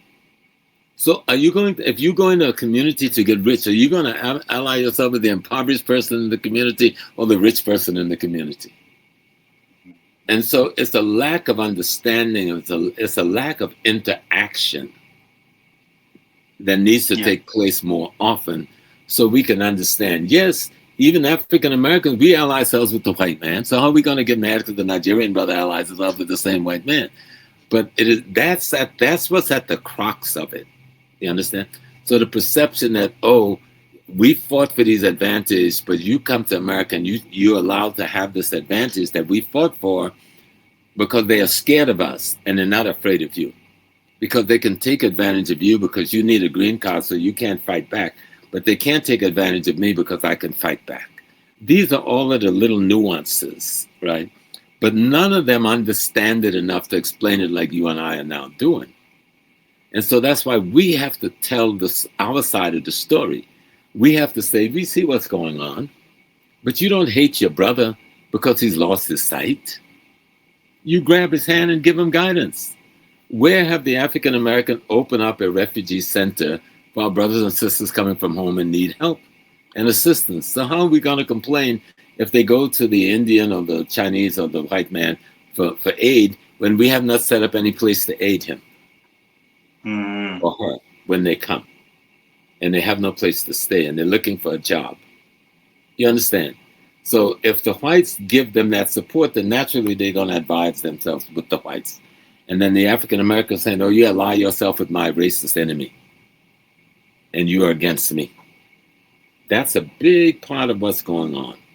That's not true across the board because many of the brothers and sisters who are Muslim have been able to blend very well with the African Americans who are Muslims. But the African Americans and many of the brothers and sisters on the continent who's from the Christian community have not been able to blend very well. And that's the majority community. And so this fight between the whites and us, our people are caught in the middle of that fight. You understand? And we're saying our people are siding with our enemy. They're not siding with the enemy. They don't even know what the hell's going on. They don't even know we got to fight. And so it's our job to tell the history, tell the story, have the political discussions on forums like this so people get a better understanding of what the conflict is. So you got people who thinking, the ones in America thinking, our brothers from home don't want us, they hate us, they betrayed us, because look, they only go with the white people, they don't come with us. And then the one from the continent says, oh, our brothers in America, they treat us terribly, They don't offer us a hospitality hand to come, and help when we're in crisis, but the whites and the white organization do. And so that's where you see this thing coming from. But nobody will really say that because they don't know how to articulate what neither side is seeing. You understand? And so we have a situation where we have more brothers and sisters who are immigrants from Africa who's being deported, and we don't even know they're being deported. They're being arrested. We don't even know they're being arrested. You understand? So for those of us who even want to help them, we can't help them because we don't know how to find them. Until the other day, downtown Manhattan, they raided down on the east side, where a lot of our people from the continent vend. And that's when it blew open, and we go like, now they're attacking Africans. Before they were just attacking the Spanish-speaking from South America. But at the same time, they were attacking us, but they were keeping it very quiet. But that day, the ICE people came in the open and just beat up on our people and took their products and ran them away, so that the next day, a street that was always full of West Africans, there was nobody on the streets. And that's the first time our people realized there's something wrong. You understand? And so there's a tape that I made years ago where you see me chastising some Africans on the street and saying, you don't own your own cloth or something. It was only a 3-minute thing, but it's an hour-and-a-half tape. But somebody wanted to attack me and said I was anti-African, so they cut out the 3 minutes and sent it all around the world. But what was happening on that street that day, that's 125th Street, the vendors were on the street, but the police would only arrest the African-American vendors. So I was just walking by, coming from the shooting of the young man Brown out in St. Louis, and I'm walking to get to the train station to get home. And they're out there, and they called me, and they asked me, tell me what's going on. And the brothers from the continent were afraid to get involved politically. They wanted everybody to come to a meeting at the National Black Theater, all of the vendors, and said we will work together. That if they come to take these young men's socks and the T-shirts they're selling, all the vendors would stand up against them. And we want you to sit there and let them take the African-American young men products and arrest them if they fight back. And so the brothers from the continent, 90% of them wouldn't do it. So I was there chastising them, and everybody agreed. And so they started the meetings. And it lasted for a good while, almost a year. And the leader, Jack, his mom had a heart attack, and he had to move to Georgia. And he was the glue, that was holding that network together. But they still work together pretty good on 125th Street. About 60% of the vendors are from West Africa, East Africa, and the rest is from the United States and the Caribbean. And so if you don't work together, the police will take advantage of you, and they will take your products. Now they tell our people they can't get a vending license, but and part of that same mission, I went down to the place that grant the vending license because I'm a veteran. They got to give me one, right? And I went actually to renew mine. And I realized that the Asians and the Pakistani and everybody's being given vending license, but they won't give the African and the African Americans vending license. And I tried to get the politicians to help me fight this, but I couldn't get one of them who had the courage to stop this. If you're going to give these people vending license, then give our people vending license. So you stop arresting them. And then the other thing with the brothers from the continent, brothers from here, that if you don't work together, they're going to play you against one another, and none of you are going to really make a living. So that was my argument on the street. But I have a deeper understanding of it, and I can make the argument. But most people have a trivial knowledge of anything. They're just saying, oh, he did this, or oh, he did that, and oh, they don't like me. And I go, that's the craziest thing in the world to me, and maybe to you. But to them, when you're ignorant of history and college, and you've never traveled, that thing is a big thing in your mind. So that's why we've got to talk about it and say, no. We know this conflict is a part of I used to call it post-slavery trauma syndrome. Even before my sister Joy wrote her book by decades, I've got lectures on post-slavery trauma syndrome.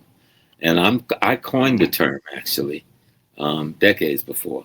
But Dr. Degree has done such an excellent job. I spoke with her about a month ago on the document that she has written, that the whole world needs to write it. Because you can just change slavery to colonialism and you'd have the same result, post-colonial colonial trauma syndrome. And that's what both sides are suffering from.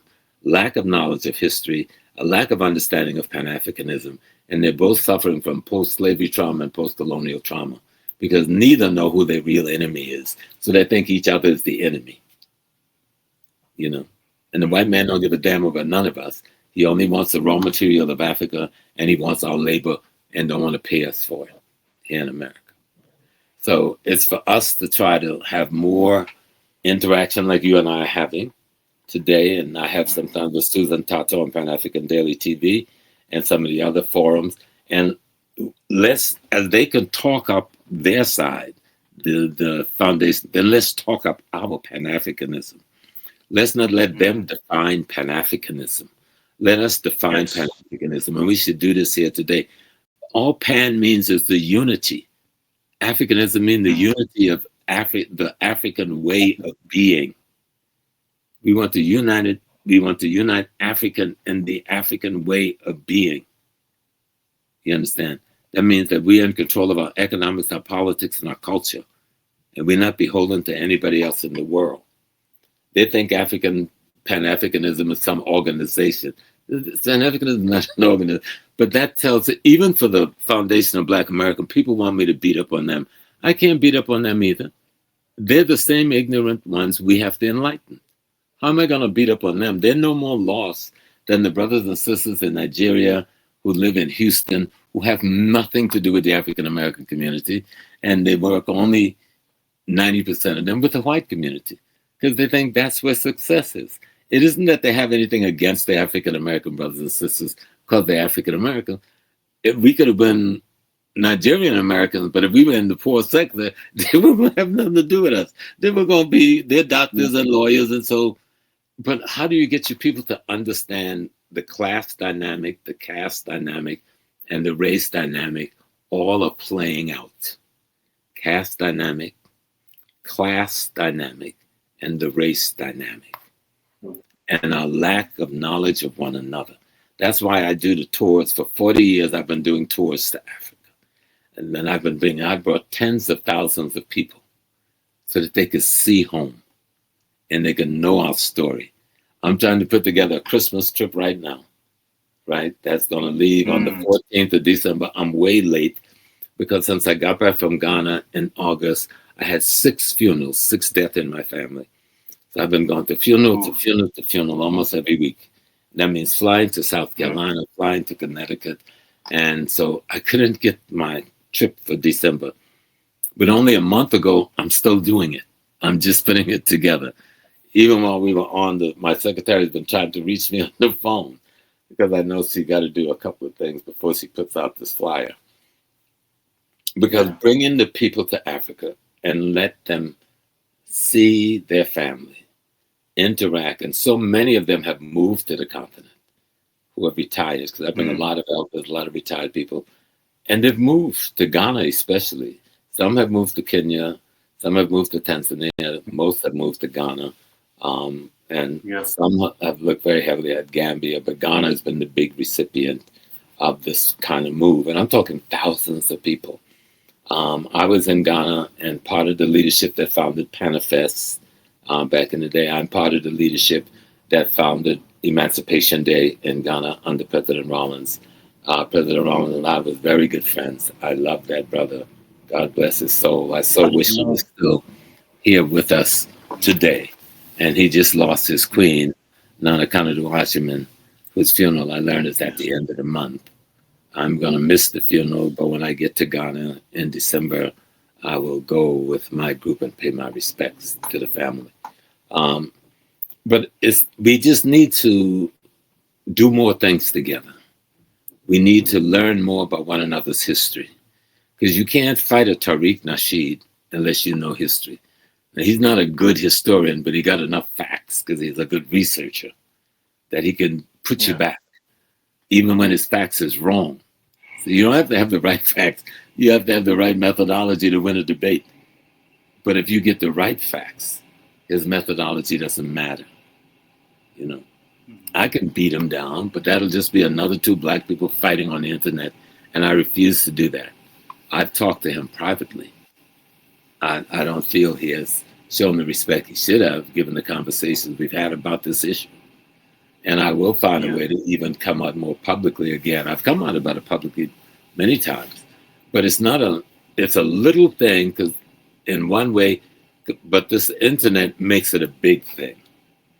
But you got to remember, the masses of our people ain't paying no kind of attention to Tariq. The people who go with me on the trip to Africa, the working class people, the middle class people, the retired people, they don't give a shit about that. And even the young people who go to Africa, they're already Pan-Africanists. They ain't even thinking about him. They're angry with him. And I tell them, don't be angry. Find out what is stimulating that. Because if you don't find the causation, you're not going to solve that problem. And the cause is we need to do more together. The immigrant African come to America, and the African American who've been there for the last 500 or so years have to find ways to do more together. And it isn't just on the new arriving Africa. It's actually more on us. We have no place where we say, here's your reception place. What do you need to get on your feet? We have a few, but nothing significant. You know what I mean? There are churches that do this in our community. But we need to have some sort of African reception kind of organization all over America. So wherever our people land, right now, our people are being brought in by the American government, the Refugee Department and the Homeland Security people, and they teach them not to come to our community. I'm telling you the truth. There are people from the continent who come in through the U.S. State Department are taught not to associate with us, that we're drug dealers and we're troublemakers and things like that. So people, you trying to survive. You just got to America, thank God, and you're trying to get a job. You think you're going to go over and mess with the dope dealer and the troublemaker. You're going to have nothing to do with them. Now, as time goes on and you learn better, you're caught in an isolated situation, and there isn't much you could do there. I remember, I didn't know this. One of my professors, Professor Kumanweri, Peresi Kumanweri, who's from Uganda, who was a friend of Malcolm, when him and a bunch of students from Uganda came to study at Columbia, and they were told never, Columbia is in Harlem, but up on the hill. So they were told never to go down the hill, that we would kill them, that they would, that we, of course he came down the hill because that made the African brothers curious. And he married a sister from South Carolina, almost my town, Sister Carolyn. They were married about 60 years now. But Perezi says, no, this is the program. And they're still doing it. The U.S. State Department is still instructing and informing African people who are migrating legally to the country not to have anything to do with us. And so this bitterness has a lot of little things that grow them. Our people don't want to be caught in that situation, but if the State Department is telling you that, and you're trying to get your green card and a citizenship and a job or enter college, what are you going to do? Are you going to say, I'm not listening to y'all, and be thrown back on a plane and sent back to Guinea? You're not going to do that. Exactly. You're going to reluctantly go along with that process. And then that process starts building. And then you got the African Americans who just play in ignorance, but we don't know how much American State Department or Justice Department is involved in Foundation of Black America. Who's getting paid the money to say what they're saying? There's a paper, it's a white paper, you could probably find it online. It was done by a man named Brzezinu Brzezinski. He was the national security director under Jimmy Carter.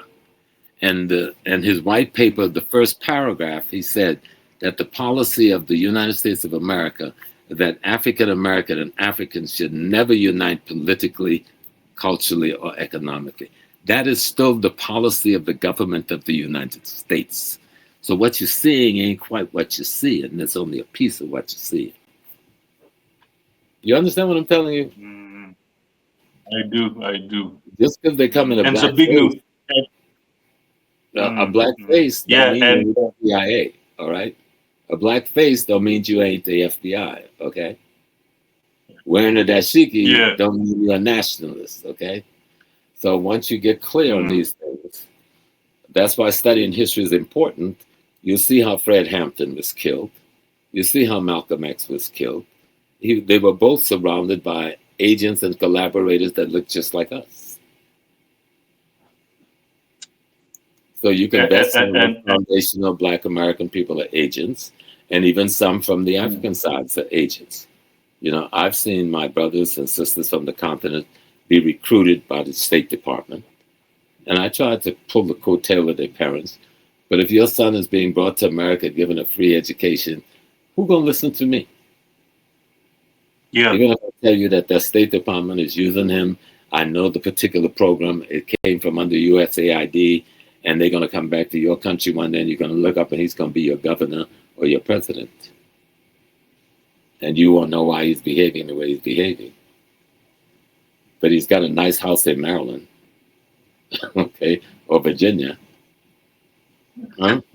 I know the story, brother. I've been here a long time. So these are all of the things that's causing that antagonism. Why now? Why now? Just when we are mostly coming together and people are migrating, people are moving. There was a study that came out last week. Over 60,000 Americans, whites and blacks, are applying for jobs in Africa. They're having a friggin' titty over here. 60,000. If there's 60,000 that they've been able to analyze, let's say it's about 80,000 people from here trying to get the hell up out of here and go work and live in Africa. And this is frightening to this government. So we don't know how much of that foundational Black American thing and the ADA thing. You understand what I'm telling you? I'm telling you straight up. We don't know how much of that is USAID type of stuff. Because USAID was no USAID. That was CIA. Just State Department. That's what USAID was. Oh, and Prof, by the way, you're right. I just see them online. I see their reasoning and their arguments online. I just can't believe the ignorance to the language. And how do these poor students get all of that good, expensive graphic? Where did they get it from? Who is doing the graphics for these things we're seeing? The graphics alone are thousands and thousands of dollars. You ain't gonna do this with just AI, okay? Somebody is behind this, okay? The one thing they don't want is the young people of America to begin to bond with the young people of Africa. They've centered this thing with the young people, right? Just as we are beginning to have this dialogue like you and I are having, do you think the U.S. State Department is going to not have something to do with that dialogue? You think the U.S. State Department want to see a unification of African people? You think they're not going to do everything MI5 and MI6 from the Brits? You think they're not in Kenya? Everything? You think they're not watching you? You think when you do this show with me, that MI5 and MI6 isn't going to scrutinize? They're copying everything we said. They're going to scrutinize everything you said. Okay, so don't be foolish. We're at war. We're at war. Oh, wow. What's my little sister name that they kidnapped and beat up and hurt that child like that? Mumbi. Dr. Mumbi. Yes, Dr. Mumbi. Yes. I'm going to have her on the show. I would so enjoy watching her. Even when me and her would disagree, she doesn't really know, but I would watch her all the time. And sometimes, Mumbi, and the next thing I know, I didn't see her for a while. And then when I saw her again, I could see somebody had hurt her. It was in her face. It was the way she wore her hair. She spoke frighteningly. She started talking about religion and all these things, which was not a part of her thing before, you know. And I reached around to Susan and others and says, did somebody hurt this baby? And yes, they did. Then people told me, they kidnapped her and they found her side the road somewhere. They had beat her up. Who are the they that did that to this girl? You know? So we got to understand, we have war. This is not a game. I'm not just giving a lecture. I'm sharing information and ideas of how we free our mind so we can free our behind. the freed mind, free the behind. You understand? Get that clear. You can't free your behind unless you free your mind. And you can't free your mind if you don't know your history, because your history gets rid of the mystery, right? So there may be nice little ditties, but they're the truth, you know. And this rift between foundational Black Americans and brothers and sisters on the continent is not a rift between them. It's one side attacking the other out of ignorance. But I'm telling you, it ain't all ignorance. I've been out here long enough. I can read the American government. They're a part of this. You hear me? And one day it will come in the open and you will see it. They do not want the unification of African youth on that continent and African youth in the Americas. You hear what I'm saying? They do not want the economic or the political integration. You know how much money we throw away in the white man's hands every year? You know how much money we spent with whites and Asians last year? $1.8 trillion. You want me to say it again? $1.8 trillion we spent with our enemy, African Americans. We're not broke. We're the richest African population in the world. Yeah. You think they want me to spend that in Kenya? You think they want me to spend that in Ghana? You think they want me to spend that in Nigeria? You think they want the kids graduating from Howard to come and live in Africa and use their science and technology to work to build Africa? No, brother. So don't confuse what you're seeing. Yes, some of the young people, because the way they do it, they're always going to make you think it's you that's got this idea. They're not going to tell you, I put that idea in your head. They're not going to tell you the guy sitting beside you works for me, who's whispering in your ear. You hear me? I've been out here a long time. I know how it works. They've come to me. You know how much money they've offered me when I was young? Even when my wife was in medical school and I was taking care of these babies and working at the college, they came and offered me a six-figure job, over $100,000. You know how much money that was then? Almost $500,000. If I would just leave City College, stop fighting them. And they said, oh, we're going to give you a master's and a PhD free. You don't have to go to class. Just stop fighting us. That's just one. Now think of the people. I turned it down, but think of the people who couldn't turn that money down. Think of the people who took the PhD and the master's degree and the money and went in the suburb and got themselves a nice home and shut their mouth. Plenty did it. Many did it. You hear me? Both at home and here. I was in Ghana, and then I'll just leave this because I love Danny. I won't even call his last name because he's retired from the CIA now. But he was the head of the USAID in Ghana, and I didn't know he was the CIA station chief also. So he was my buddy. We'd hang out. I didn't know he was spying on me. I thought he was my best friend. And we would go out at nights and dance with the young women, and we would go and buy the jerk chicken at the special place. We'd go sit in the jazz club until one day President Rawlings sent some of his men to call me. And they said, oh, who's your new friend? I said, what new friend? And they said, oh, this boy. I'm not going to call his name again. He says, you know that boy, the CIA station chief? I said, nah. I said, he's the head of USAID. He says, I'm the president. He's the CIA station chief. I said, oh, shit. And so when I confronted him, hey, are you the CIA? Of course, he denies it at first. And then when he had to admit it, I said, I don't care if you're the CIA. You got a right to work for your government, but you don't have a right to spy on me, especially on the guise of being my friend, right?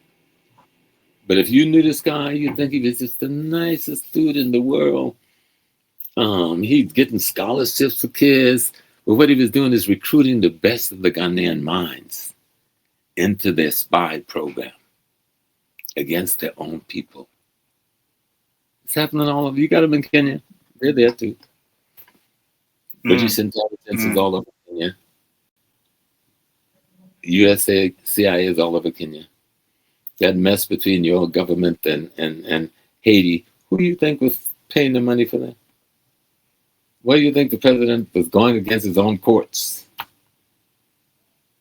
You know, who trained? Where did he get his training? before he came back home. You know, he certainly didn't come back because he had such True. great loyalty to the culture of Kenya. No disrespect. He is the president. I will respect his presidency, and the people would have to make the choice who they want as their president. But we have to understand how colonialism works, how neocolonialism works. And reading Kwame Nkrumah's book, Neocolonialism, is one of the best books you can get on the subject. That'll explain this foundational Black American thing and all that.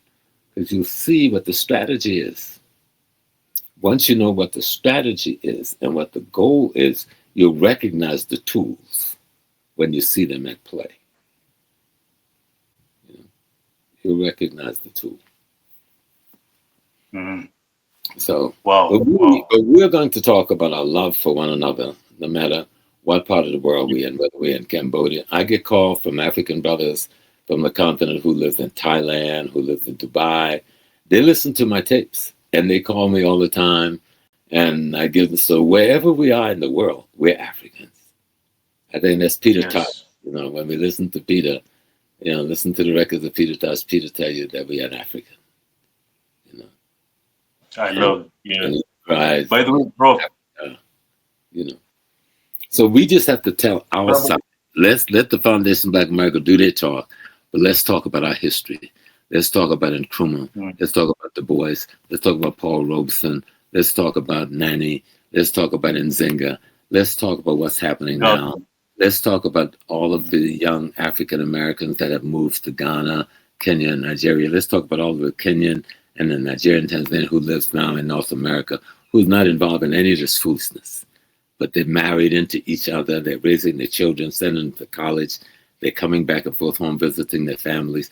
Let us tell our story. They're telling their false narrative. Let us over and over tell our story, and let our story overtake their story. Because we got a better story. We got a story about African love. That's what Pan-Africanism is about. African unity. That's what Pan-Africanism is about.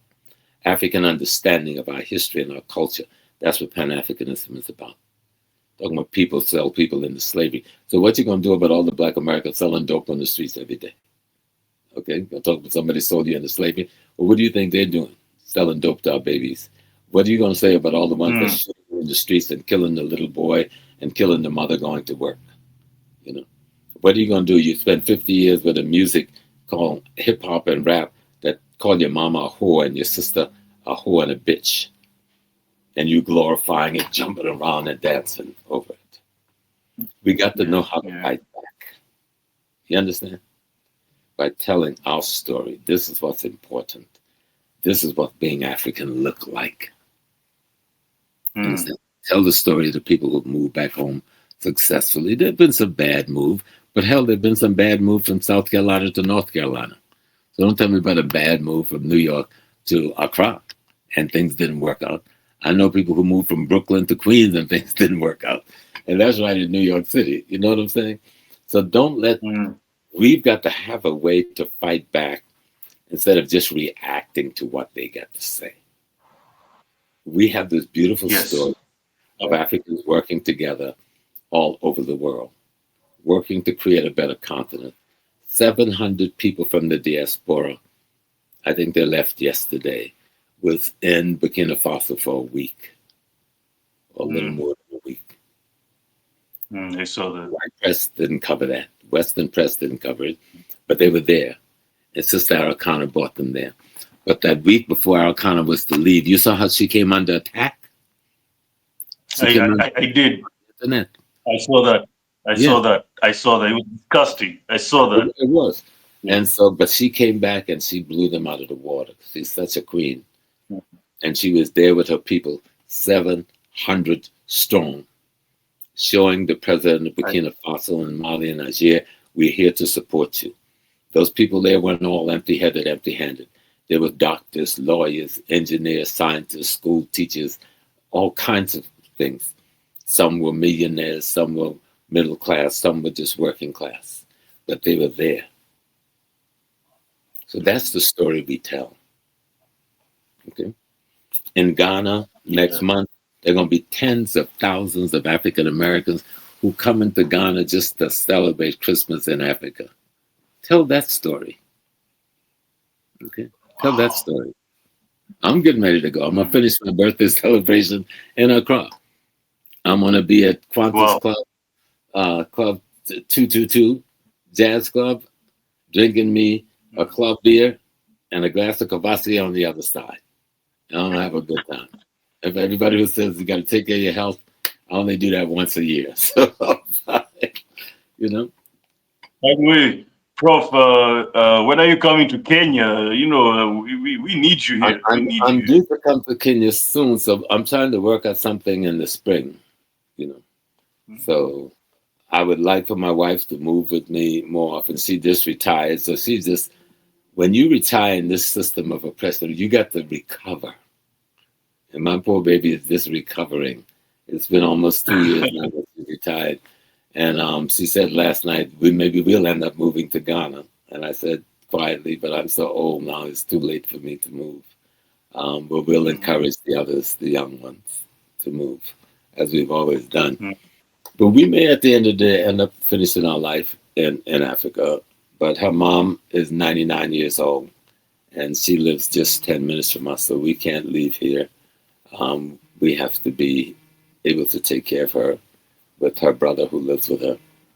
So if her mom was not still here with us, we'd probably be in Africa right now. Wow. There's no longer, it's just a 9-hour plane ride. If you want to come back and visit, 9 hours, and you come back and visit your family, or they can come visit you. Africa's not far away anymore, you know.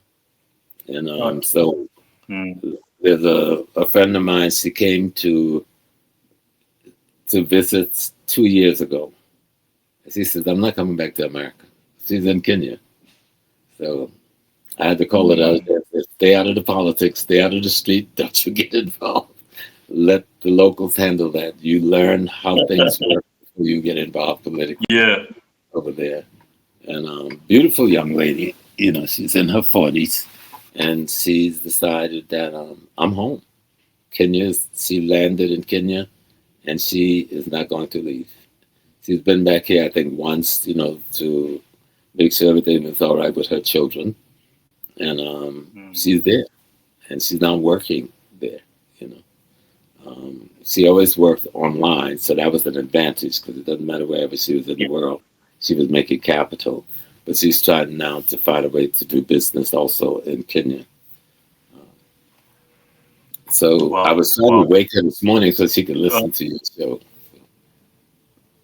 So you have to tell me when the show airs, so I guess so she can tune into your show while she's there. Yeah. Thursday. This Thursday is going to be out. This Thursday, the first part. Okay. Yeah. Okay. Yeah. By the way, Prof, I'm working with a Kenyan company called Traverse Culture. It's headed by an African American woman. So she lives in Kenya, and now she's linking African Americans to Kenya through travel, through relocation, and business investment, and so much more. And then y'all have to hook up with me on that issue list, because I have a travel company, Cultural Heritage African Tours. For 40 years, I've been doing tours to Africa. All of my tours have been in East Africa. Uganda was the only place in Ethiopia that I've been in East Africa. Well, Egypt, Uganda, and Ethiopia. But I haven't been to Tanzania, Kenya, Rwanda. I was in Kampala on the day the two presidents were killed. I was actually having lunch with Paul Kagame at the time the planes were shut down. And when the word came through, I jumped on Kagame's Jeep with my AK-47, and I was coming into Rwanda. But Paul made me and Abraham, he put us on, Abraham Mahosi. He told us we would all be killed within about 2 weeks. And so someone needed to tell the story. Of course, Paul did survive, and so many of the soldiers who was with him that day survived. And he's, of course, the great leader now of Rwanda. Even though some people have their issues with him, I don't have the kind of issues with Kagame that some of them have, because they don't have issue with the British or the South African mining and the American and Canadian mining, who are paying all of those militia forces that's raping and murdering our people in the Congo long before Kagame got there. They're still doing it. M23, because the white man say they're this, or this, we supposed to believe that. We listened to that when they talked about Idi Amin, and they were all wrong. So Obote and Tanzania went and overthrew Amin. That was a historical mistake, a big historical mistake. But most of us still don't know the truth about Idi Amin. We don't listen to his speeches. We still listen to what the enemy had to say about our brother. Listen to him. Find his speeches. You're a journalist. Find his speeches. And you see the Idi Amin you thought you knew was not the man you knew. He was more of a Pan-Africanist than you will probably ever be. But because the white man wanted to paint him as a buffoon and a stupid man, this was not a stupid man. This was not a buffoon. This was an African nationalist. So he threw the Indians out. Like your country, the Indians were brought there as a part of the colonial management enterprise. They did not move there as immigrants. They were part of the colonial machinery that kept us in check. And they were a part of the neo-colonial machinery that controlled our economy when the colonial was pushed out. And Amin told them, either you invest your money in our banks or you leave. And he paid them a fair price. He found it from the UN what a fair price of the business was, and he paid that price to the Indian government. That's history. He didn't just throw people out. Everybody was compensated for their business. And all Indians didn't leave. Some says, okay, we will bank our money here in Kampala. Most of the whites, the British, they didn't leave. They were making good money. Why would they leave? They'd be stupid. Who would want to go back to all that coal and dampness in London if you broke? When you got a nice business, nice country house in Kampala, right? So people have just lied. Even when the Israeli plane came there, the raid on Entebbe, they made the movie The Raid on Entebbe, and it was some gang called the Baader-Meinhof gang. There was no such thing as no Baader-Meinhof gang. That was a Mossad front to bring that plane in there because they thought they could kill Amin, but somebody had warned him, so he left town. He left the country. But that was going to be an assassination attempt. But instead, they killed 2 Mossad agents because they didn't, I guess, fully brief the people that the terrorist is really your own Mossad agents pretending to be terrorists. I knew that back then because I'm good at this shit. I've been doing it long enough. Yeah. Wow. Listen, pulling down, go on the internet and pull down Amin's speech and listen to what he was saying then. And you'll see it puts a lie on everything they were saying. It puts a lie on everything they were saying. I gave him the Malcolm X Award, I think, in 1972.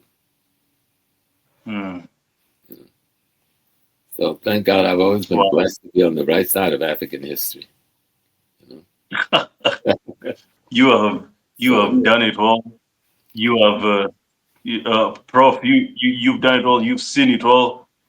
And I think that's one thing that the youth need to do. As far as much as we are agitated and we want change, one thing I've realized, Prof, and I told this to Professor PLO this week when I met him, I told him that the problem with us youth, Gen Zs, is that we are agitated. We want change. Yes, that's good, but we don't seek wisdom from the right elders. And I think that from now, you know that term, be the change you want to see? Be the change you want to see. Be the change you want to see. That means train yourself, teach yourself, organize to help your community. Even if there's nothing in your hands, there's something you can do with those hands to help the poor. What if the youths all organize to just clean up the ghettos, both in North America, South America, and Africa? You know the change we would see tomorrow? You know the love that would grow between us and the downtrodden? But no, so many of us are trying to be the same middle class, upper class. We want to overthrow because we want to be them. Serve the people. serve the people, help the people. Yes. So organize youth organizations and say, we're going to go to the elders in that community and we're going to say, we're going to clean out those drainage gutters for 2 miles. And once a month, we'll make sure they're clean until we get the idea that we shouldn't dirty them. We shouldn't throw the cups and the plastics in them. You know, say once a month we're going to come and we take one house in the village and we're all going together and help finish building that one house for that poor man. Then next month or 2 months, we go to another house in that same village and we help to build that house for that poor family. Let that be our mission. And let's see what that does to us as Kenyans. Become one with one another. And study and learn, how does the political system work? How do we get political representation?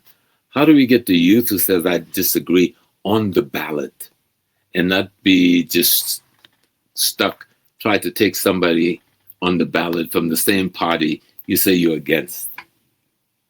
Because he's different from the name you had before. You become the man on the ballot.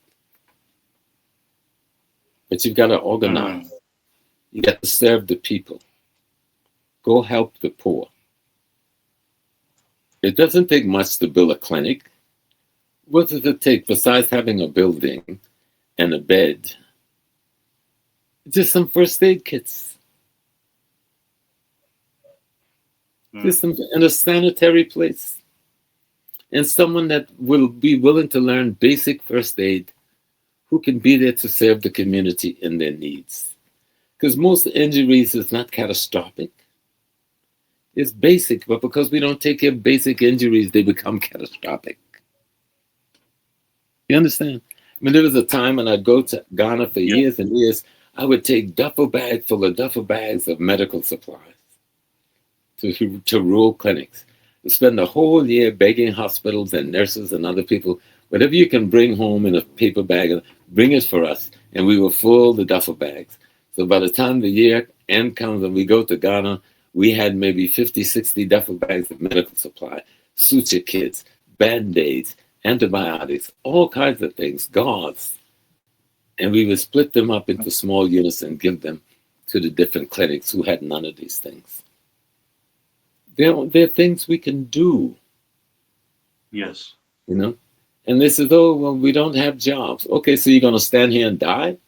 Let's find all businesses that's predicated on selling something. Find out what a need is in that community that you can sell to them at a better price and a lower price than somebody else is doing it for. And make some money.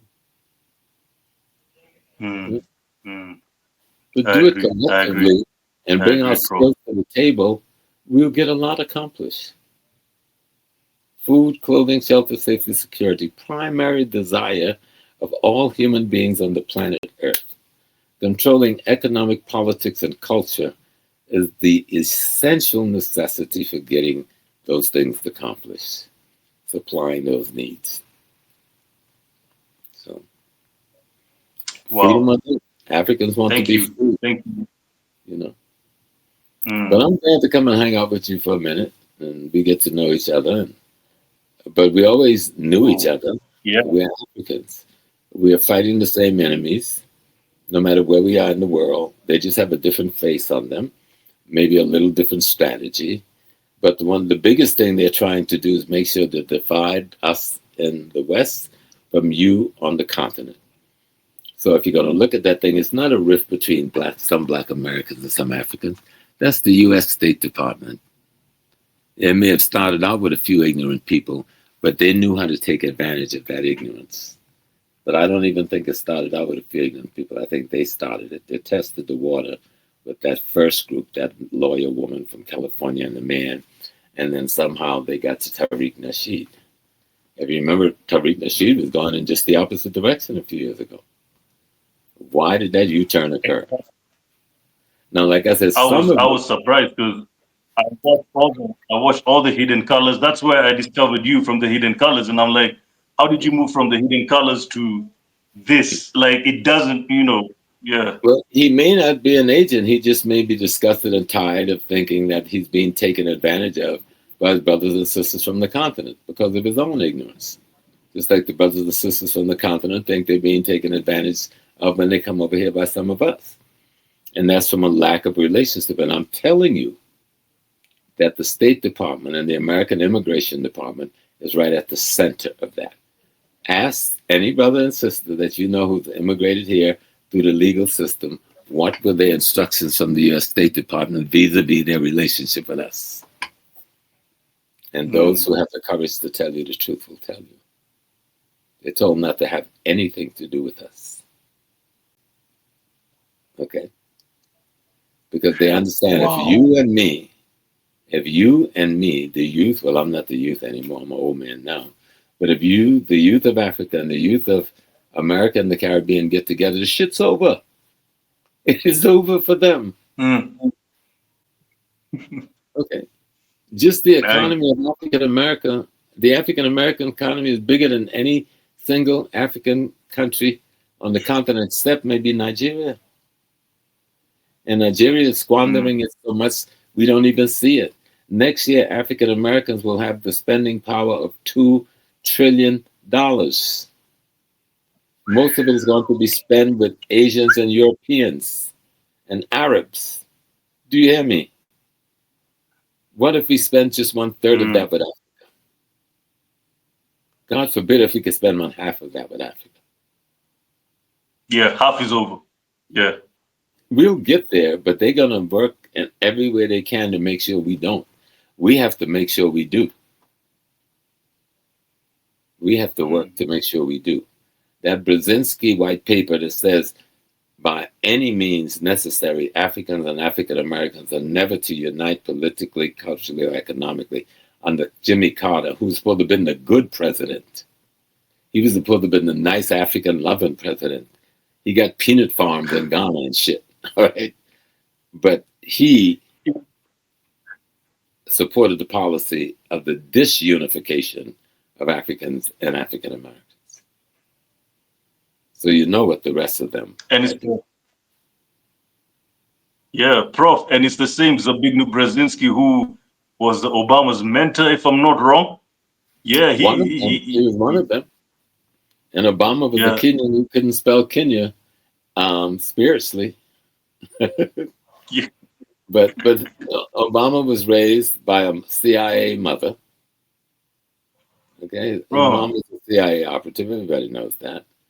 And he was raised by, and he even admits he was raised by his racist grandparents in a white community. And when he lived in Indonesia, the Asians are no less racist than the Europeans. You know? Yeah.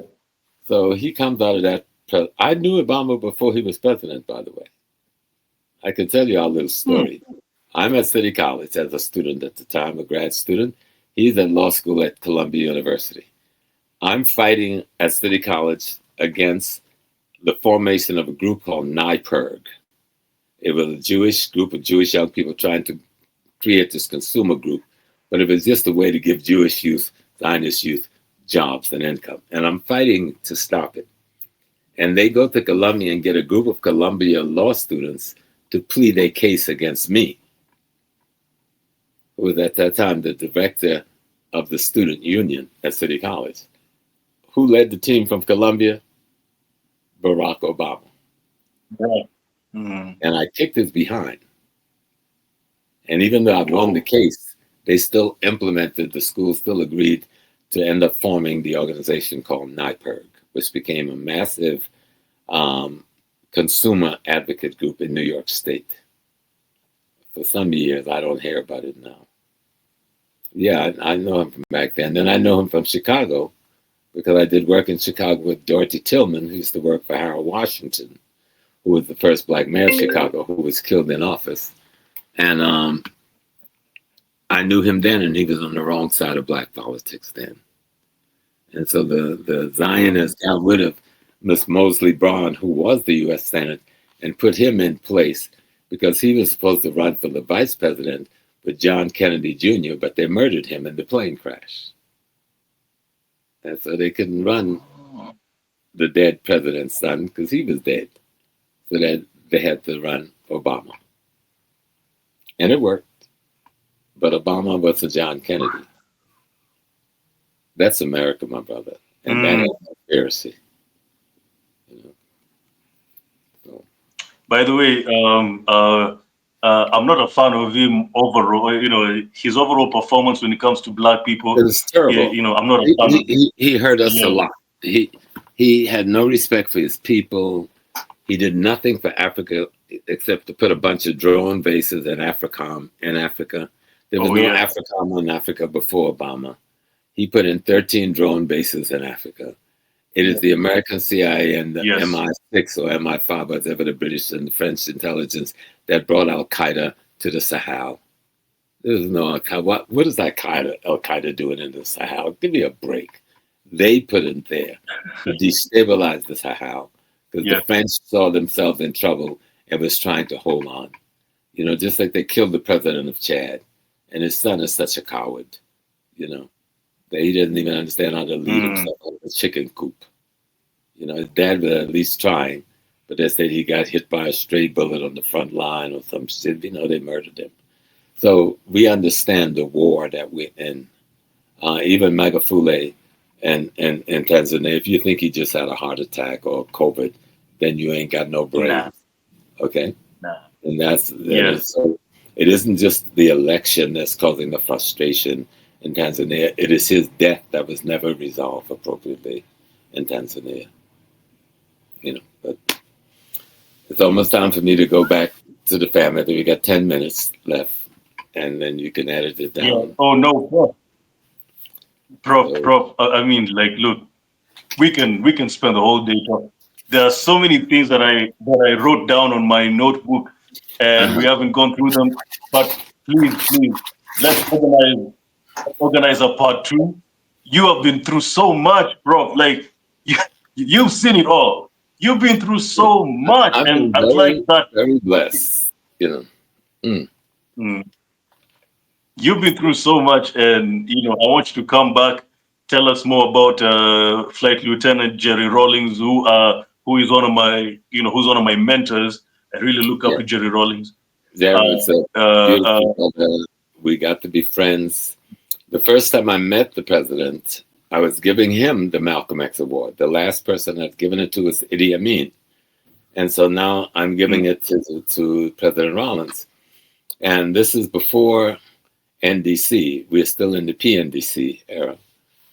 And so we're at the National Theater in Accra. And I'm sitting there beside him, and he leans over to me and he says, "Small, how come I never met you before?" And I says, "Because your people keep me away from you." So he said, "I'm going to fix that." This is the president of the nation, so you just are happy you're on the stage sitting beside him, let alone having a little chat with him. 8 o'clock that night, who pulls up at my hotel with 3 carloads of security? The president of Ghana, coming to visit me. He said, "See, I'm a man of my world. I told you I would do something about it." This is a different man. This is a different kind of president. This is a different... I saw him a month before he died. I went by the house, and I took my whole group who was traveling with me, and my goddaughter, who's Ghanaian, Barbara Asha Asi, who was a member of parliament for the opposition party. But Barbara hated the president because her father and the president was very good friend. His father name was Chris Asher. He was a journalist, but he had opposed Jerry during the PNDC period. And so her father had to go in exile into Europe. And so she always blamed the president for that.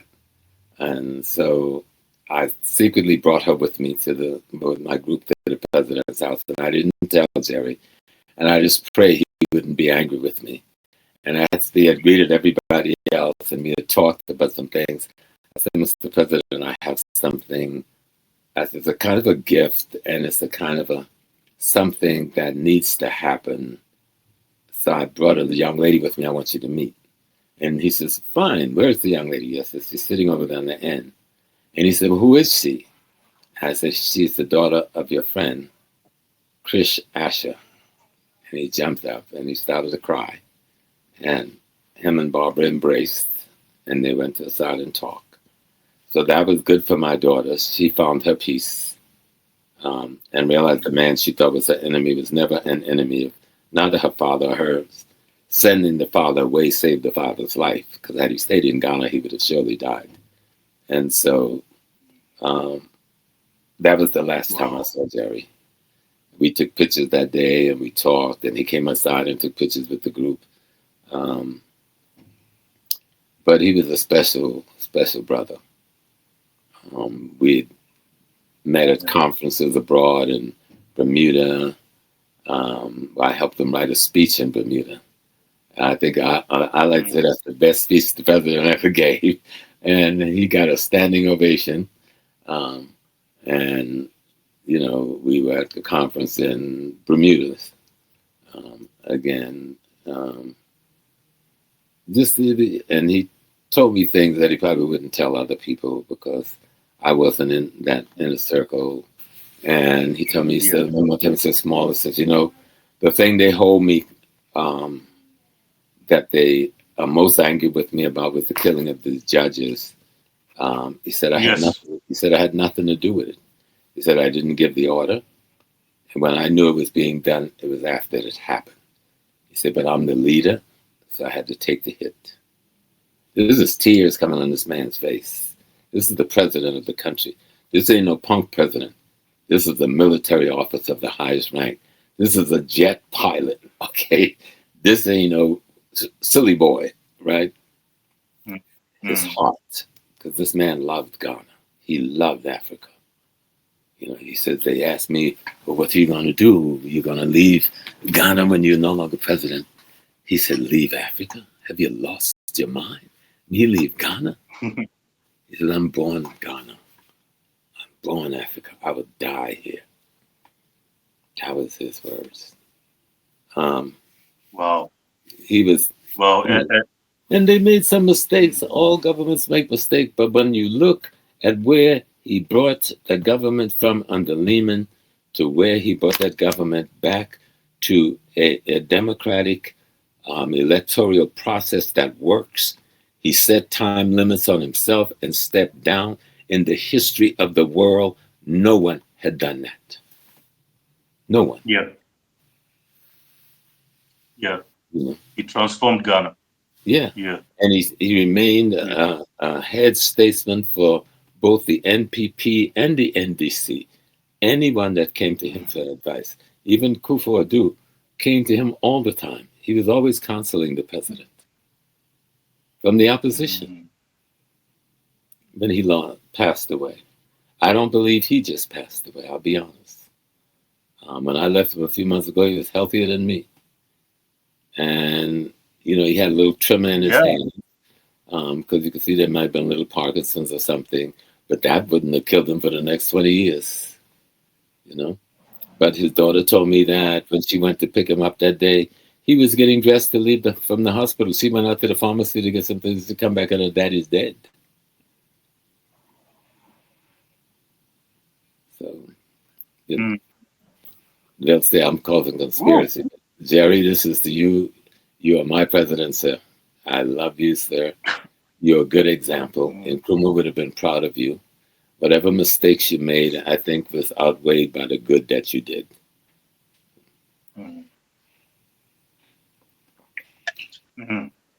Prof, thank you so much for coming. We need to do a part two. We need to do a part two. And but I want to tell you something. You know, I want to thank you for all the years you've given us. You know, all the sacrifices you've done, so that you know you can educate us and you can actually fight for us as a global African race. Yes, but so thank my wife and children when you talk the next time. They're the ones that make the sacrifice. They're the ones I couldn't give all the things I wanted to give. She's the one I couldn't be home with when I wanted to be, and the children. Even I brought them all to Africa at least twice before they were 16. But I wanted them to be rooted in Africa, and it worked. I just had 2 of my grandchildren with me a few months ago, and I can see the change. the change, the transformation that takes place when a child goes to Africa, you wouldn't believe. You have to see it. Mm. So when they go home and they realize, I'm African. It's not a saying. It's not a cliche anymore. It's not a term. People greet you on the street. You belong to them. They belong to you. They love you. They smile. You don't have to be afraid. You don't think nobody's going to discriminate against you. People let you know you belong to them. So Ubuntu is real. When you say Ubuntu isn't just a word then, it's a real. Even the Yoruba word, lukomi, which is used in Cuba for the religious tradition, but the word originally meant you belong to me and I belong to you. Yoruba was not just in Nigeria, they were scattered all over West Africa. And so when the slave ship would pull in from one port to another, and the Yoruba man would see another Yoruba man and recognize him from his scarification, they would say, lukomi, you belong to me and I belong to you. The enemy didn't know what they were saying, but they recognized their family markings and they knew this is my people, this is my clan, this is my ethnic nation. Though he may be from the Gold Coast and I'm from northern, what is now Nigeria, we know we're the same people. We're the same family grouping spread out all over West Africa. And so they would say to each other, look at me. You belong to me and I belong to you. That means we're going to take care of one another. I got your back, So even here in Kenya, we say, here in Kenya, we say umoja, unity. Even in Tanzania, they say ujamaa, is still same. Community, communal strength, communal love. Yes. And so that's practice in Africa. So you don't really have, like over here, we say it because it's not our practice.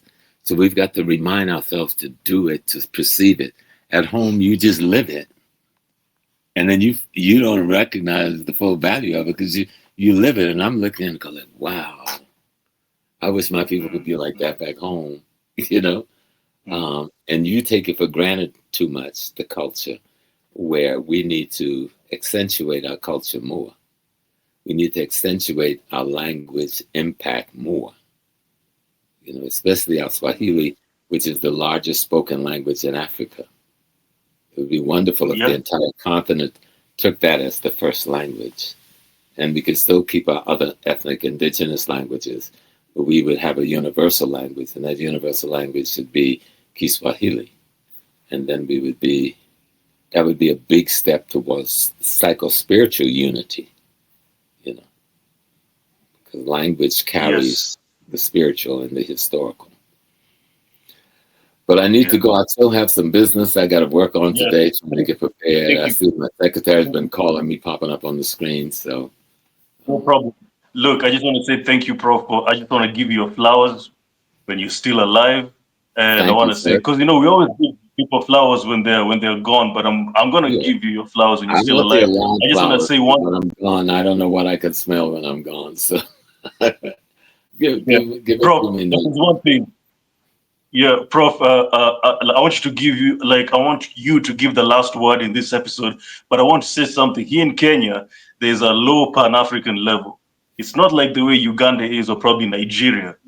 Here in Kenya, Pan-Africanism hasn't caught well.